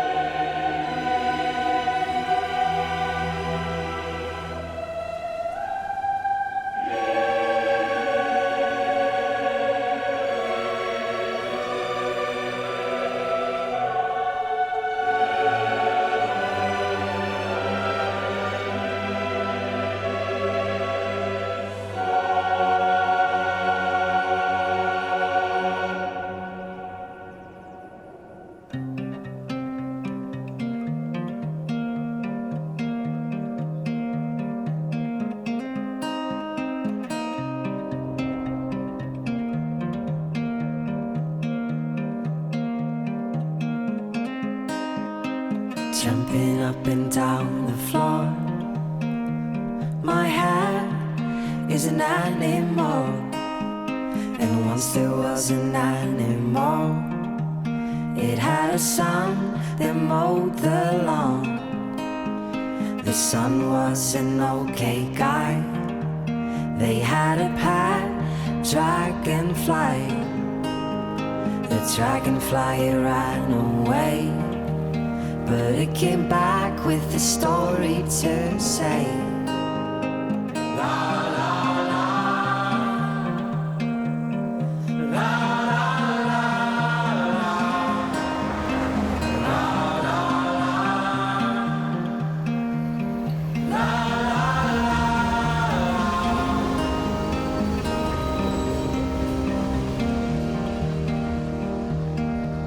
Appreciated our conversation earlier. Yeah.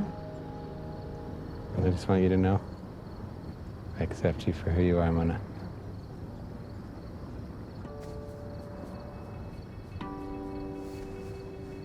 We do have a lot in common. Thank you. I know we do. You know what it is? What's that? We want each other to be better. I mean it. We want to be better for each other. Right. We each want the other person to grow. Together. We both want that. Saw the Grand Canyon today. That was amazing. Yeah. Instead of insight, maybe all a man gets is strength to wander for a while. Maybe the only gift is a chance to inquire, to know nothing for certain.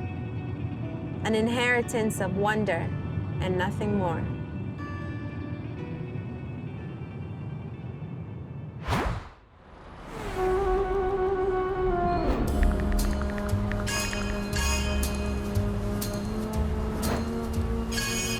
We hit some detours on 66 that are rerouting us through Las Vegas.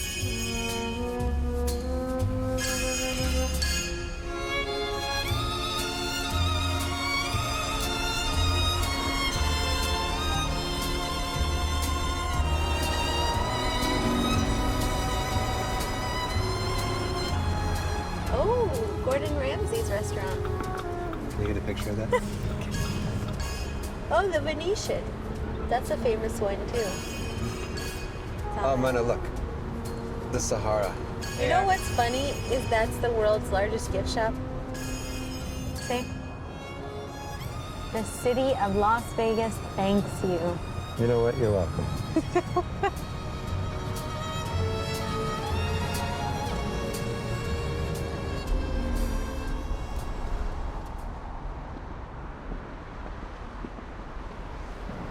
You're welcome.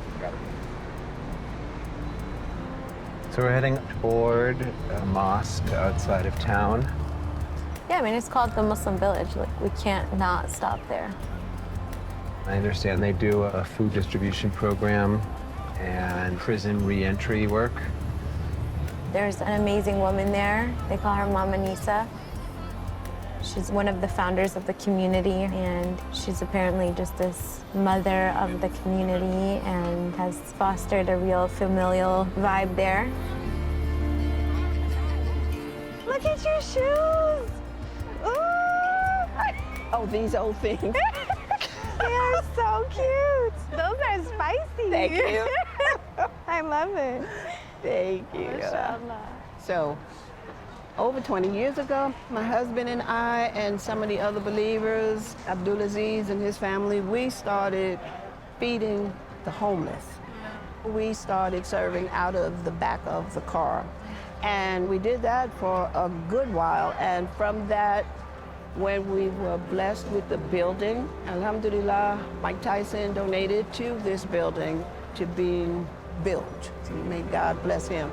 We were then able to feed the homeless on site. At one point, we had a health clinic, and this was during the time when people didn't have insurance. We did that for years, having free services. If you came and you needed further testing, you could go to the doctor's clinics or to their labs for $1 or $10. So the farmers market was an idea we came up with because there are farmers markets totally surrounding this impoverished area. In the white communities, and then in the black community, there's not. Nothing, absolutely nothing. So we decided that we would do a free farmers market, and the neighbors are welcome to come and get whatever they need. What you see taking place now, this gift of giving, has always been a part of Africa. The Africans shared at the same table, the same plate. They shared from the same hunt. I just wanted to go back to something you were saying before, that there was something that was familiar in Islam. The way you described it sounded much more like an indigenous homecoming. And I remind our young students that unlike the movies, those Africans that they brought here were not living in jungles. Some were librarians, they were teachers. Some of those Africans that were brought over were Muslims. They were imams, they spoke Arabic. They were bilingual in terms of having their language and also the Arabic language. Although some lost it completely, remnants remained in some of the older people, the way they prayed. I saw my grandfather one time pray, like Muslims pray. But he was not Muslim, and he never referenced it. Interesting. I grew up in the 60s and 70s. I remember talking to my friends about Buddhism. I remember talking about Judaism. We had those kind of conversations. Then we found out that our jazz favorites, some of them were Muslims, and that others were also following this tradition. Then coming across the news, we had the image of Gamal Abdel Nasser, the Egyptian leader. We discussed him as well. And of course, Malcolm X. And then all of a sudden, something that swayed many of us was Muhammad Ali. Clay would beat Liston and become world champion, and then stun the world the following day by announcing that he had become a follower of Elijah Muhammad. Not just that he declared himself to be a Muslim after winning the title, but his whole level of courage in standing up for something. All of that was the kind of dialogue that existed in the black neighborhoods. Right. And that kind of dialogue steered us in the direction of Islam. The Quran explains that God created people in the tribes, not to hate one another, but to learn all these wonderful differences that exist within the human family, and to revel in these differences, not to weaponize them. The Prophet clearly stated that black is not better than a white not better than a black. The one thing that makes you better or equal to each other is your piety, your faith in God. So my hope is to see us as Muslims come together and make the difference in America. Hi, cutie pie. How are you doing? I was so happy. I just saw the text. This is Sister Shaheen. She Mashallah. helps us immensely. I tell you, the community is amazing. Yeah. I think you created a good energy bubble, and everybody just wants to be in your bubble. Well, and you know, because I'm so much older, they call me Mama Nisa. We're helping the community in any way possible. We have a prison service program. When they come home, they can't find jobs, so we make jobs. Wow. My name is Suleiman. They call me Big C around here. My brother, Fatin, he showed me so much love. Sister Nisa showed me so much love. That's my mama. I call her mama, and that's my brother right here. You know what I'm saying? I came a long way. I've been in prison 20 years. So to come here to this masjid right here, this masjid welcomed me from the beginning to the end. They opened up. They opened up. His brother, his wife, they opened up too. They family.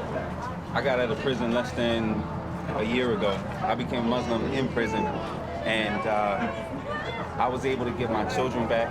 I was able to be part of something bigger than what I was. This is Emma. This is my firstborn daughter. Mashallah. Most of my family is in New York, so for a long time I felt very alone. But my daughter knows what it's like to have a family, and a real one. There's nothing that these men and women wouldn't do for my daughter.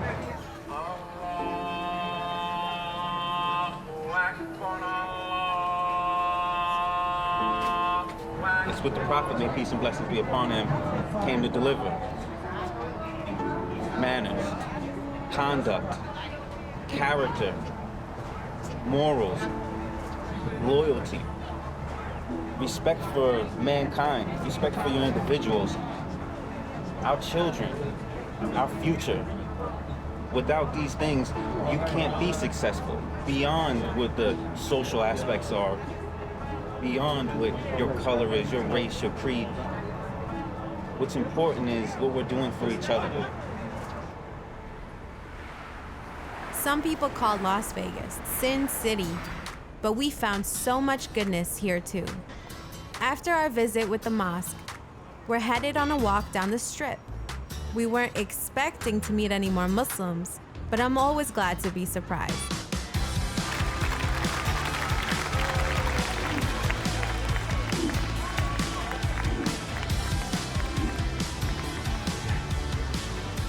Whoa.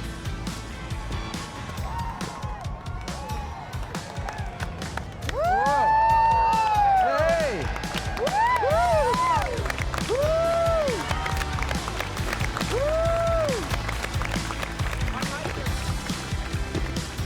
That was totally amazing. Thank you, Barakallahu Fik. I appreciate it. Mashallah, just after 30 mind-blowing. years. How long? 30 years. 10, 11 years just with Cirque du Soleil. Okay. Is that what brought you to Vegas? Exactly. Wow. And it's mostly the head spinning, or it's... They hired me just for that because I'm Guinness World Record and all of that for that movement, for Wait, the head so spin. you hold the Guinness Book of World Records for head The spin, most head spin in 1 minute. which is how many? Which is 137. That's in 1 minute? amazing. In 1 minute, yeah. What? I know. 1, 2, 3, go, Youssef! Oh, I don't know how he does this. Oh, amazing, amazing. You don't get dizzy? The secret is don't focus on what's around you. Me, I was focusing on my balance. You remind me of an upside-down dervish. The dervish. Yeah, it's true. Do they connect spiritually, right? They're spinning, in order to connect. That's what I was doing, It's actually. connection to the divine. Exactly, yeah. In my case, in the beginning, I wasn't that grounded to Islam as I am today. Been practicing, but I wanted to know always more. And why you're here on earth? It doesn't matter where you are on earth, but why you're here on earth? Did you find a teacher, or? Not really, no. No. I take from everything. Yeah, of course. I take so do really we. from everything. So do we. Exactly. I have lots of teachers. Exactly. You learn it from a man on the street. You learn it from a scholar. It doesn't matter. You know, I travel. That helps a lot because that allows you to be open-minded, and you need that to be more spiritually understanding. Breakdancing will kind of destroy you. You'll never get better and better over time. You will be reduced and more limited with time. We have these limited bodies. You will not be able to do that as long.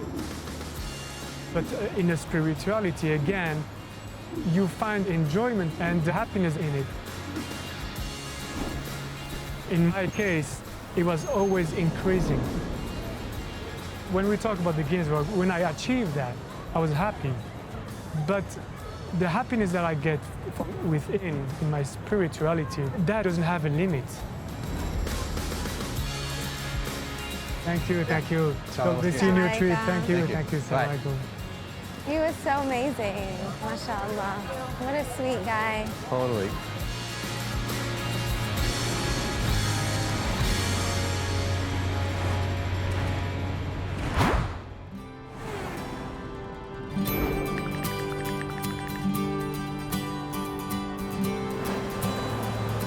Back in our first week of the trip, we heard about a Muslim from around the time of the Civil War who was beloved by his contemporaries and is still remembered today. We're taking another detour to investigate. You're going to see where Hajj Ali, I don't know how much you know about Hajj Ali. My sister told me about Hi Jolly. Yes. Right. I didn't know what she was talking about. It's an old folk song. Oh, okay. Yeah, hey jolly, hi jolly, by golly, 20 miles before the day is through. Yeah, actually, Hajj Ali's story, the camel driver, there have been 2 major motion pictures made. I'm not kidding you. And one of them is called Humps. And it was born. So yeah, Hajj Ali came from the Middle East, hired by Secretary of War Jefferson Davis. Yes, the same man who became the president of the Confederacy, to use the camels and to establish camels as a means of transportation in the American Southwest, which the United States had just recently acquired. Dozens of camels. They thought it would be because, it's rocky down there. Similar so as you're going down there, you're gonna see the site of really one of the most important Muslim Americans, Hajj Ali.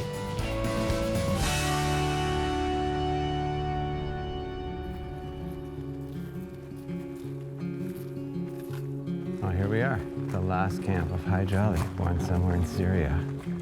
About 1828, died at Quartzsite, December 16th, 1902. Came to this country February 10th, 1856. Camel driver, packer, scout over 30 years. Wow.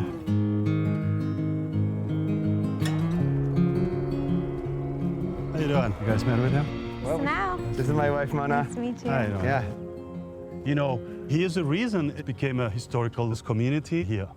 And then he's another reason that people came and started living in this town. They come here to sort of pay homage. Yeah, but look at it this way. Today, I'm here with you because of him. How did you end up finding out about Hajj Ali?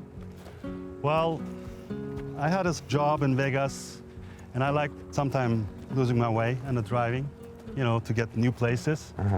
And I end up here in this town. And I was like, what is this doing here? So I started researching. Hajj Ali's family was Orthodox Christian, but I believe after his military service in Algeria, something happened, and then he decided to be Muslim. So he went to Mecca and got his name Hajj Ali. And Haji is a honorific. It's a title of respect for someone who's You do gone the on process in Mecca, then you get that title on your front of your name, yeah. My understanding is that he was hired by the army pre-Civil War, sort of this experiment in using camels to help develop and explore the West. Right. So he was an employee of the U.S. government. Maybe the first official Muslim hired by this country. They accepted him as a Muslim, and many times he was called back to the army to help them. And when the camel expedition was over, he found the terrain was better for mules, and he stayed here in this part of the country, and he liked it here and ended up staying here. What happened next? After the Civil War, another idea is finding directions for the new roads. So Hajj Ali was ordered to find the best road to get to California. And that road became Route 66. So let me get this straight. Hajj Ali is hired by the U.S. government to survey the best route from here, and that route ended up becoming the last section of Route 66? Yeah. No way. Yeah. This is blowing our minds. When they were paving the highway, the crew talked to the governor and said, we would like to build a monument to Hajj Ali. They did it on their own time. He was an important person. He was just a nice man. People liked him a lot, and they just wanted it noted by the state that the monument was there. So Hajj Ali was the camel driver that found a great road.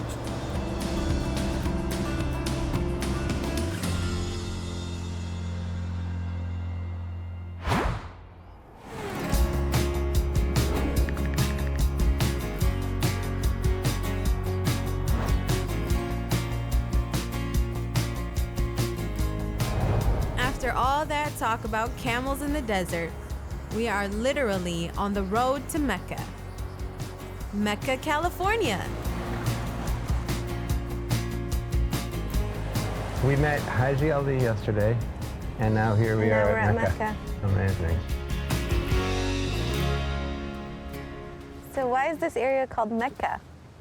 Date trees were brought back from the Middle East in the 1900s, and people associated dates with the Middle East. And this area, I think, just sort of adopted some of those aspects of the culture.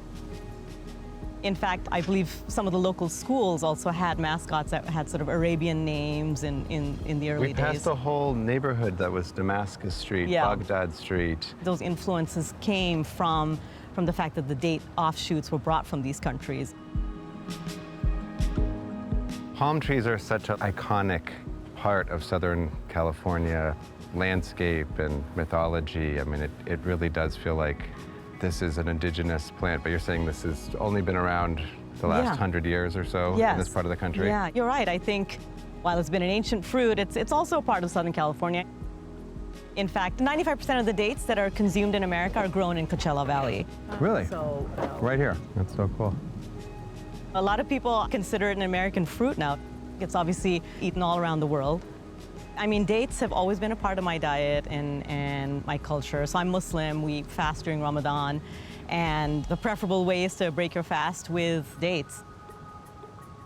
So for as long as I can remember, it's been something that we eat whole and also put into, desserts and use them in other ways. I saw a date cheesecake. That looked very interesting to me.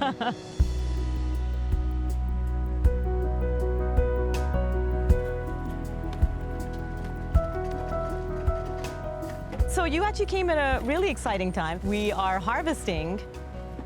Our crew's been on the trees working since January, from dethorning to pollinating and then putting those bags to protect them. And so now we're finally at the harvest stage. So we literally get to reap the benefit of our hard work. They're going to be shaking the bags, and whatever falls to the bottom of the bag is ready to be harvested. It reminds me of the story of Mary in the Quran, when she's sitting under the tree and she was in labor. God says to her, shake the tree and it will fall upon you. The dates will fall upon you. And she eats, and it's like comforting for her.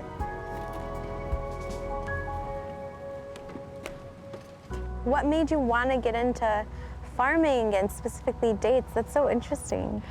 Yeah, I think it was the quality of the dates from this area. I feel like growing up, I sort of just took them for granted. I thought, well, there's nice dates. They grow in Arabia, somewhere in the Gulf.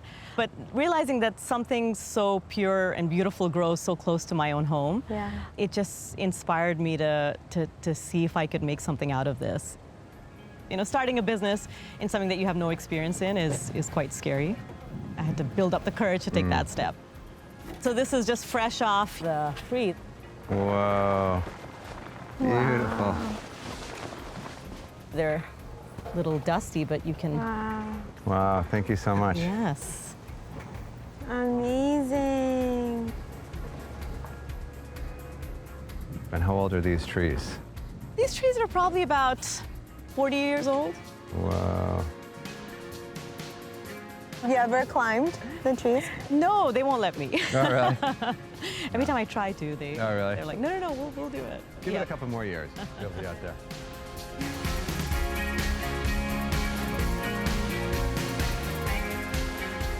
She's just so inspiring. The fact that she just changed her life completely and was like, I want to be a date farmer. People are so cool.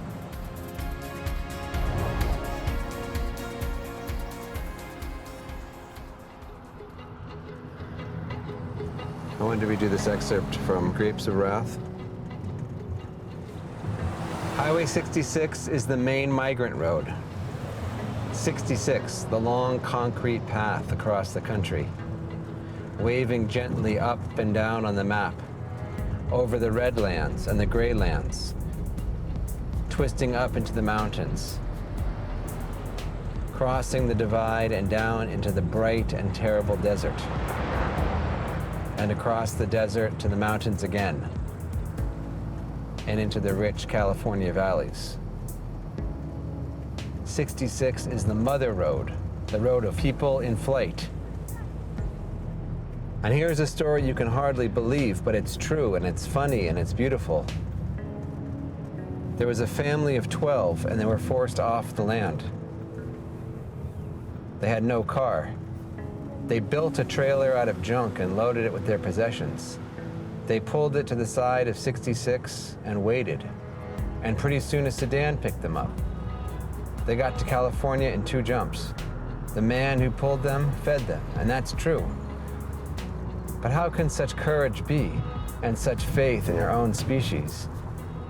Very few things would teach such faith. Strange things happened. The people in flight, some bitterly cruel, and some so beautiful that the faith is refired forever.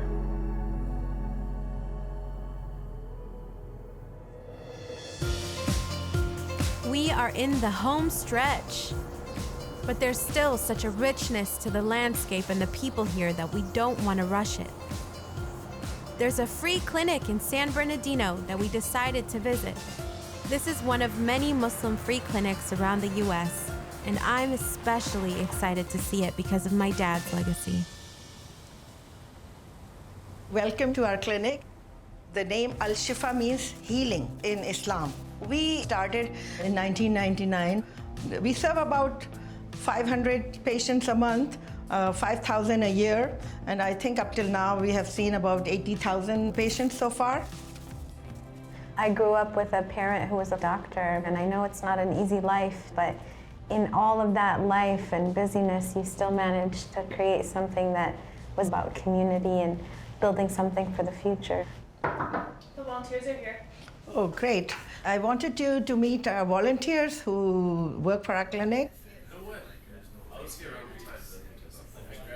Assalamu alaikum. We're taking this road trip, and we heard about this clinic, and we're just curious about the kind of work you all are doing here. I grew up in a medically underserved community, so, growing up with people in my family as well who have had chronic illnesses, you really have an intimate relationship with the disparities in healthcare in the United States. So one of the reasons I wanted to get into medicine in the first place was because I wanted to be a part of changing that.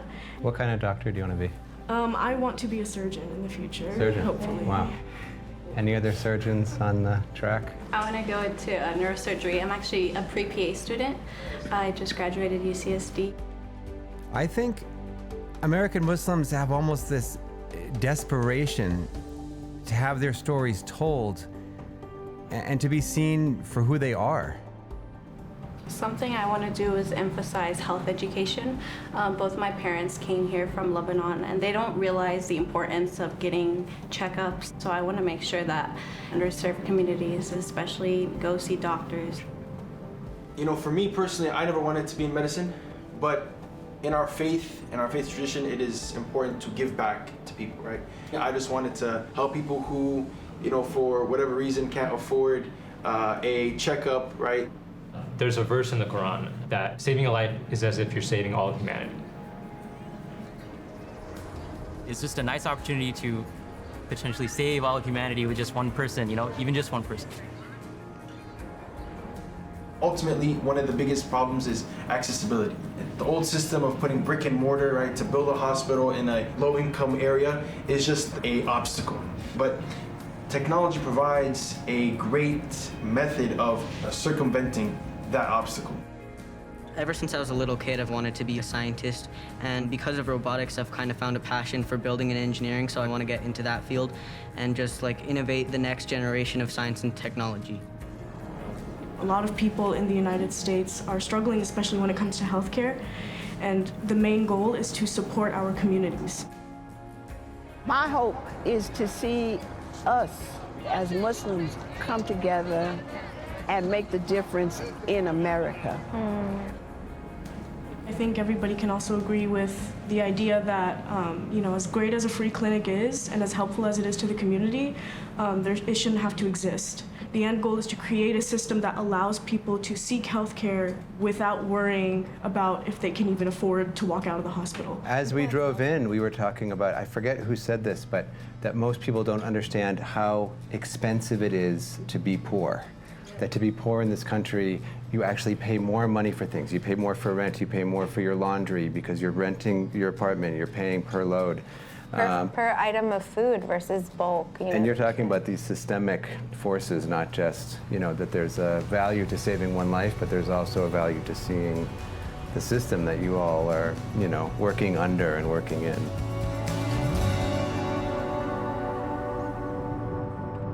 I think at times when we've met these different people, I feel kind of out of my league a little bit. So I've been appreciating the way you can kind of step up and fill that gap to do good work in this life, Almost everybody we met has seen past some limitation. Right. Maya Angelou said, "Human beings are more alike than unalike, and what is true anywhere is true everywhere." It's been a long trip with lots to chew on. While I take some downtime under the palm trees, Sebastian somehow has the energy to chaperone a kid's hike in the woods.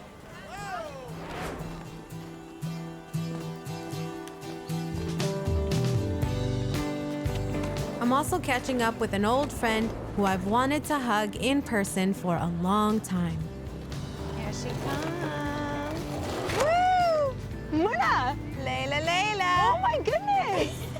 Oh my God. How are you? So good to see you. Oh my gosh!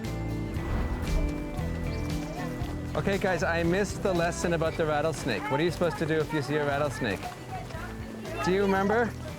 Tell me. Do not go close to it. Do I hug it? Do I give it a high five? Do I kiss it? Okay, let's catch up with these guys. We've been following each other for so long now, and I feel like we've never actually got a chance to sit down together. No, we literally are either on the same productions or we're on Instagram DMing. Yeah. How's the trip been? Alhamdulillah, it's been really, really good. It's really the first time Sebastian and I have had a chance to spend time together since we got married and had kids. You know how that is. What's been your favorite part? You know what? Honestly, meeting the beautiful people along the way, just meeting sincere people who have a desire to make the world more beautiful.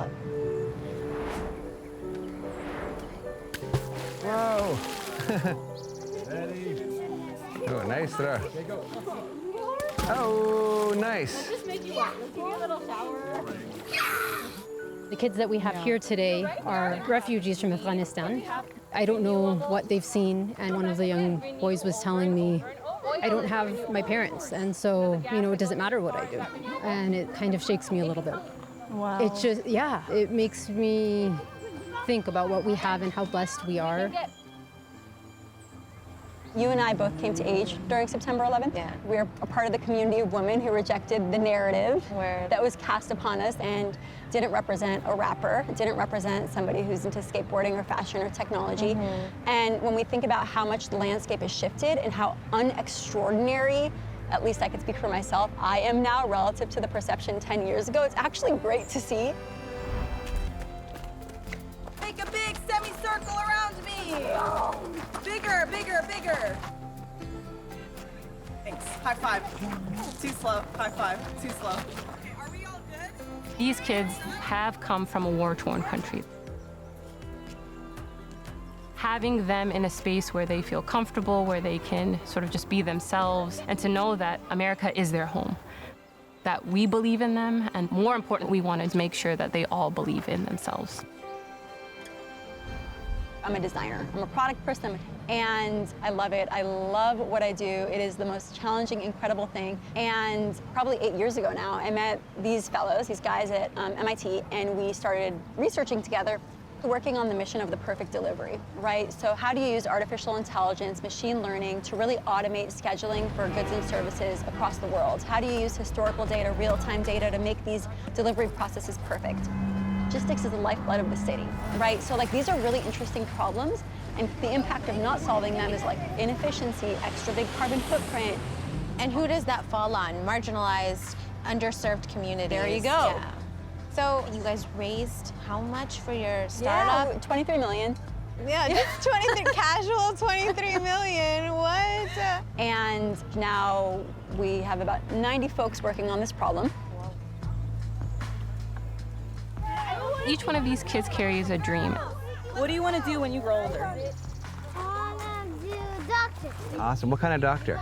You want to work with kids, old people, foot doctor, brain doctor, ear doctor, elbow doctor? Every doctor. Every kind of medicine. Beautiful.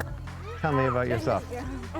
Business girl. Tell me what kind of business you'd like to have. I like to sell cars. Cars. Do you like cars? I love cars too. Yeah. I want to do art. Oh, nice. You're in the perfect group to do artist things. How about you? Fire. Firewoman? Firefighter? Nice. Whoa. That's what I used to want to do when I was little. Okay, you. Let's see this. Flip it over. So you have to flip it over and you have to smack my hands. That's what you have to do. Okay? That's the game. A big part is them feeling that this is home for them, that they belong. Oh! Too slow. And that whatever they contribute is going to be valued. Why I'm so compelled by your music and you is because in many ways it's a reflection of me. You're unapologetically Muslim, you're unapologetically American, you're unapologetically all of it. You're like, I'm Mona Haydar, this is a talent I have, it's an interest of mine, and I'm gonna pursue it. I get messages, I get DMs all the time from women all over the world saying, thank you.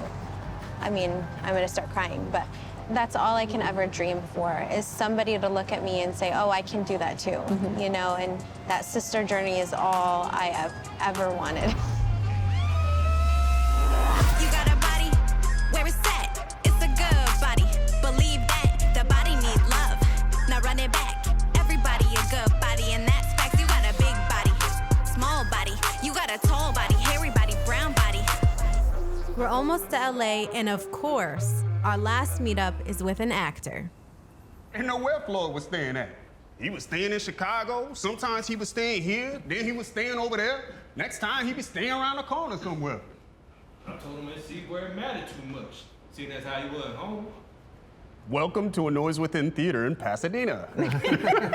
Thank you. I've rehearsed that like 5 times before I said it. Thanks for having us. Legit. Thanks for meeting with us. Well, thanks for being here. So what are you doing right now? So right now I'm in rehearsals for a show called 7 Guitars by August Wilson. August Wilson is a venerable American playwright.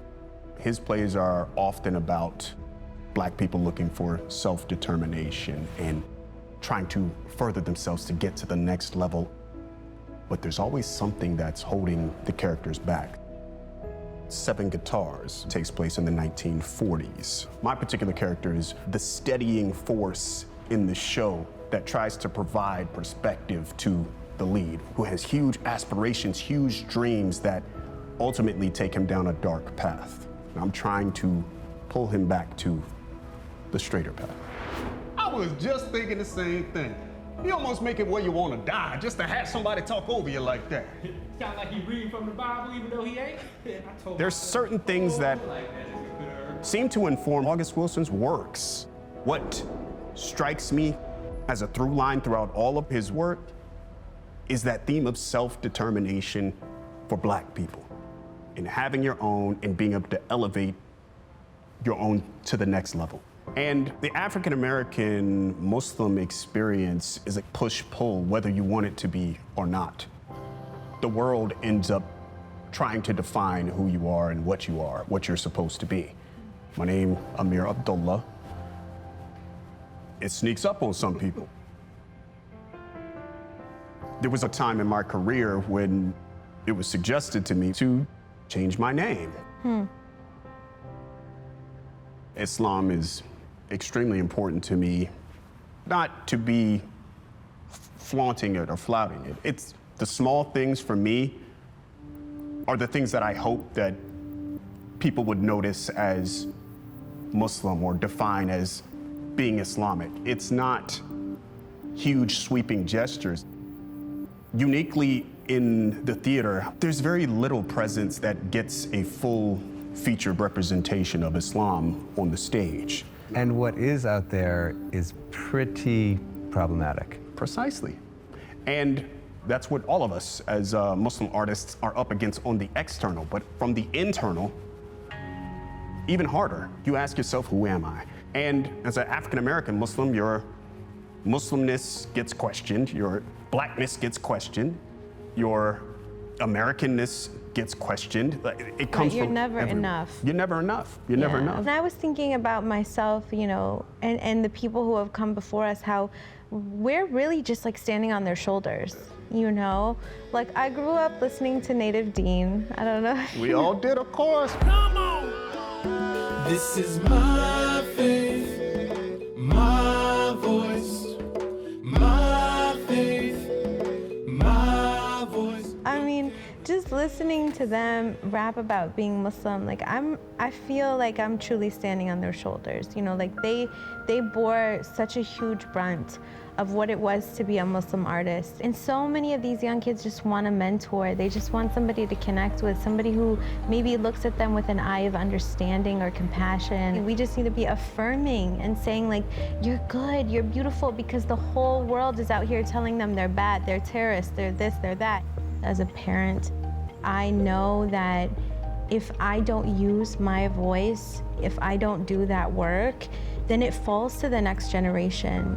We need all hands on deck. We need everybody doing their absolute best, stepping into their utmost purpose. That's what I hope for you. I hope you get to continue to define what you want to be, and that other people are inspired by that, because just you is always going to be enough. That's it.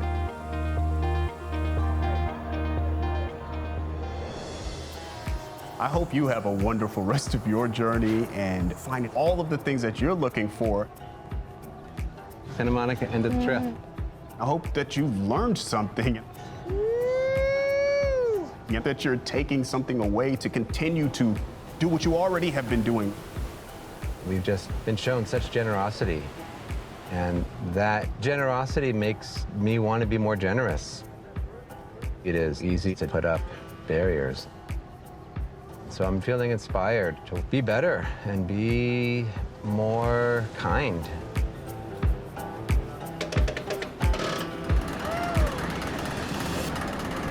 One time somebody asked me about what is it to be enlightened in your religion. This trip has taught me that it's actually the mundane.